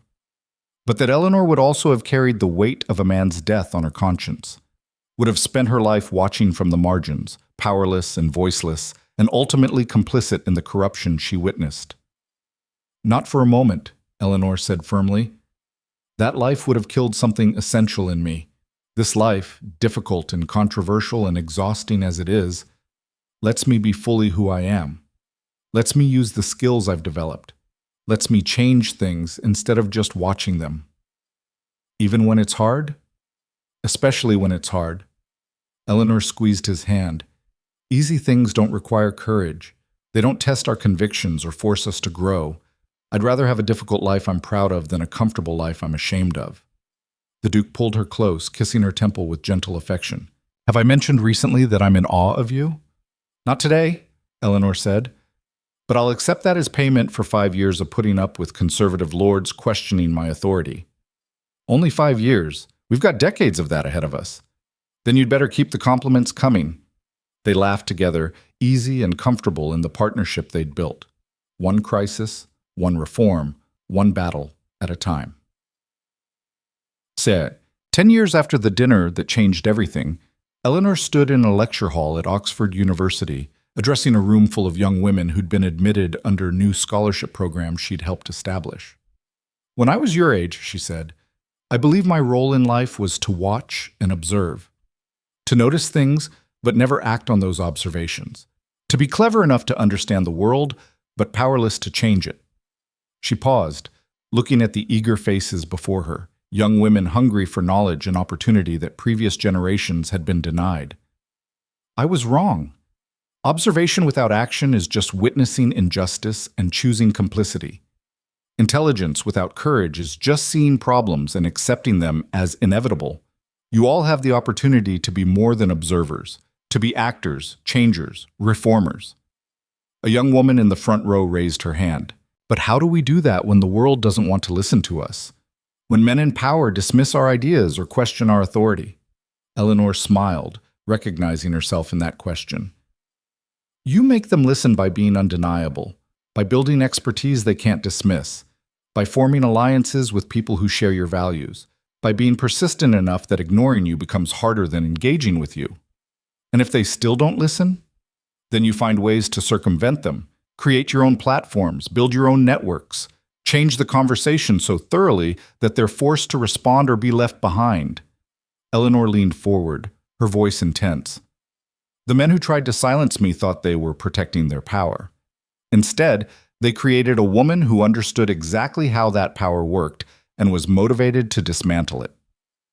Don't let anyone convince you that their resistance is evidence you should stop. Let it be evidence that you're threatening something that needs to be threatened. The applause was immediate and enthusiastic. After the lecture, Eleanor stayed to answer individual questions, to offer guidance to young women navigating challenges she recognized from her own journey.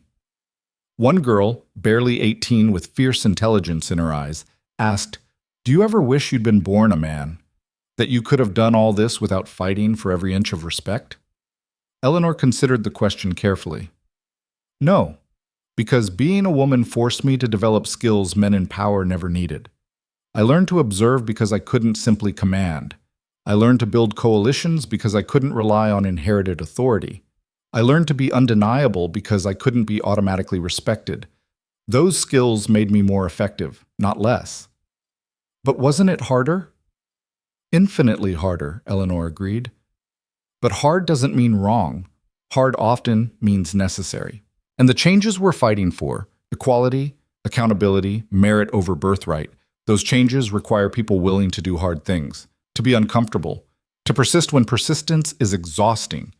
The girl nodded slowly, processing this. I want to do that. Want to be that. But I'm scared. Good, Eleanor said. Fear means you understand the stakes. What matters is whether you let that fear stop you or fuel you. I chose fuel. I recommend you do the same. As Eleanor left the university that day, she reflected on how much had changed in a decade. Women attending Oxford, reform legislation passed, the syndicate dismantled and its members imprisoned, a fundamental shift in how power and accountability functioned in England. But she also reflected on how much remained unchanged. The conservative faction still fought every reform. Women still faced barriers men never encountered. Aristocratic privilege still dominated despite efforts to dilute it. The work wasn't finished, would never be completely finished, but it was undeniably progressing. 20 years after the dinner that changed everything, Eleanor sat in the gardens of Blackthorn House, reading the morning newspapers with the same critical attention she'd always applied to the world around her. The headline in the Times read, Lady Margaret Hartley, appointed first female Chancellor of the Exchequer, Duchess of Ashford cited as inspiration. Eleanor smiled, satisfaction warming her chest. She'd never met Lady Hartley personally, but she recognized the impact of the path she and the Duke had carved, making it possible for women to hold positions of real power, not just social influence. The Duke appeared with tea, settling beside her with the comfortable ease of 2 decades of partnership. "Reading about your legacy again?" he asked. "Reading about progress," Eleanor corrected. "My part in it was just opening doors. Other women walked through them." "You opened doors that had been locked for centuries," the Duke said. "That's not just anything." Eleanor set down the paper, turning to face her husband. "Do you remember that first dinner, when I lunged across the table like a mad woman?" "I remember thinking you were either brilliantly perceptive or completely unhinged," the Duke admitted. "Possibly both." "And now?" "Now I think you were the most important thing that ever happened to me." The Duke took her hand, his grip still strong and steady after all these years. "You saved my life that night, but more than that, you gave me purpose. Showed me that being powerful mattered less than using power well. That tradition without integrity was just comfortable corruption." Eleanor leaned into him, feeling the weight of 2 decades together. The battles fought, the reforms won, the life built from the wreckage of scandal. "I couldn't have done any of it without you," she said quietly. "You believed me when belief was radical. You stood beside me when standing alone would have been easier. You made me your equal when society insisted I should be subordinate." "You made yourself my equal," the Duke corrected. "I just had the good sense to recognize it." They sat in comfortable silence, watching the sun move across the garden they'd cultivated together, literally and metaphorically growing something beautiful from careful, persistent effort. "Do you think it was worth it?" Eleanor asked. "All of it. The scandal, the threats, the decades of fighting for every inch of progress?" The Duke didn't hesitate. "Every moment, every battle, every hard-won victory and frustrating setback. We changed things, Eleanor. Maybe not as much as we wanted, maybe not as fast as we hoped, but we changed them." Eleanor thought about the girl she'd been, watching from the margins, powerless and voiceless. She thought about the woman she'd become, speaking in Parliament, inspiring generations, fundamentally altering how power functioned in England. She thought about the price she'd paid, the social ruin, the constant criticism, the exhausting persistence required to maintain momentum for change. And she thought about the alternative, a comfortable life built on silence and complicity. "It was worth it," she said firmly. "All of it, even the parts that hurt." "Especially the parts that hurt," the Duke agreed, "because those were the parts that mattered most. The moments where we chose principle over comfort, truth over acceptance, progress over peace." Eleanor smiled, fierce and satisfied and absolutely certain. "Then let's make sure the next generation understands that. That change is possible but never easy. That speaking truth costs something, but silence costs more. That one person's courage can start a movement." "How do we do that?" Eleanor gestured to the stack of correspondence on the table beside them. Requests for speeches, invitations to mentor young reformers, appeals to support new legislation. "The same way we've done everything else," she said. "Persistently, honestly, together." The Duke raised his teacup in a toast. "To persistence." Eleanor clinked her cup against his. "To truth." "To us," the Duke added. "To us," Eleanor agreed. And in that moment, sitting in the garden of the house where she'd first found refuge from a hostile world, Eleanor felt the profound satisfaction of a life lived with purpose. She'd started as the girl who saw too much and refused to stay silent. She'd become the woman who changed the rules. Not through a single dramatic moment, though that dinner had certainly been dramatic, but through decades of persistent, principled, exhausting work. Through refusing to accept that hard meant impossible. Through building alliances and mentoring successors and creating systems that would outlast her individual contribution. She'd proven that one woman speaking truth could change everything, and she'd ensured that future women wouldn't have to fight quite as hard to be heard. That, Eleanor thought, was legacy enough for anyone. Years later, when historians wrote about the Great Reform era, they would point to the Duchess of Ashford as the catalyst for change. The woman whose reckless intervention at a dinner party had exposed the syndicate, triggered decades of accountability legislation, and fundamentally altered the relationship between aristocratic power and public service. They would analyze her speeches, study her strategies, debate her methods and motivations. But what they would miss, what statistics and scholarship could never fully capture, was the simple truth at the heart of everything Eleanor Vale accomplished. She saw something wrong and refused to let it stand. That was it. That was the entirety of her revolution. One woman, one moment, one choice to act instead of watch. Everything else, the trials, the reforms, the decades of change, flowed from that single decision to lunge across a dinner table and stop a murder. Because some truths, once spoken, couldn't be silenced. Some courage, once demonstrated, inspired imitation. Some changes, once begun, gained momentum beyond any individual's control. Eleanor had started it all with 3 words: I believe you. The Duke had responded with 3 words: I believe you. And from that foundation of mutual trust and shared courage, they'd built something extraordinary.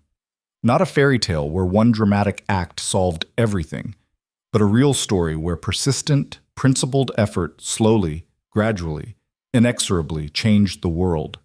Where the girl who saw too much became the woman who changed everything. Where love born in conflict became partnership forged in fire. Where scandal transformed into legacy. And where truth, difficult, uncomfortable, dangerous truth, proved stronger than any conspiracy designed to suppress it. That was the real victory. Not the syndicate's fall, or the laws passed, or the positions gained, but the proof that one person's courage could matter. That speaking truth was worth the cost. That change was always possible, if you were brave enough to fight for it. Eleanor and Adrian had been that brave. And their story, the girl who saw too much and the Duke who believed her, would echo through generations as proof that ordinary people facing impossible odds could reshape the world. One truth at a time. One courageous choice at a time. One partnership at a time. Together. Always together. The way it began. The way it would endure. Forever.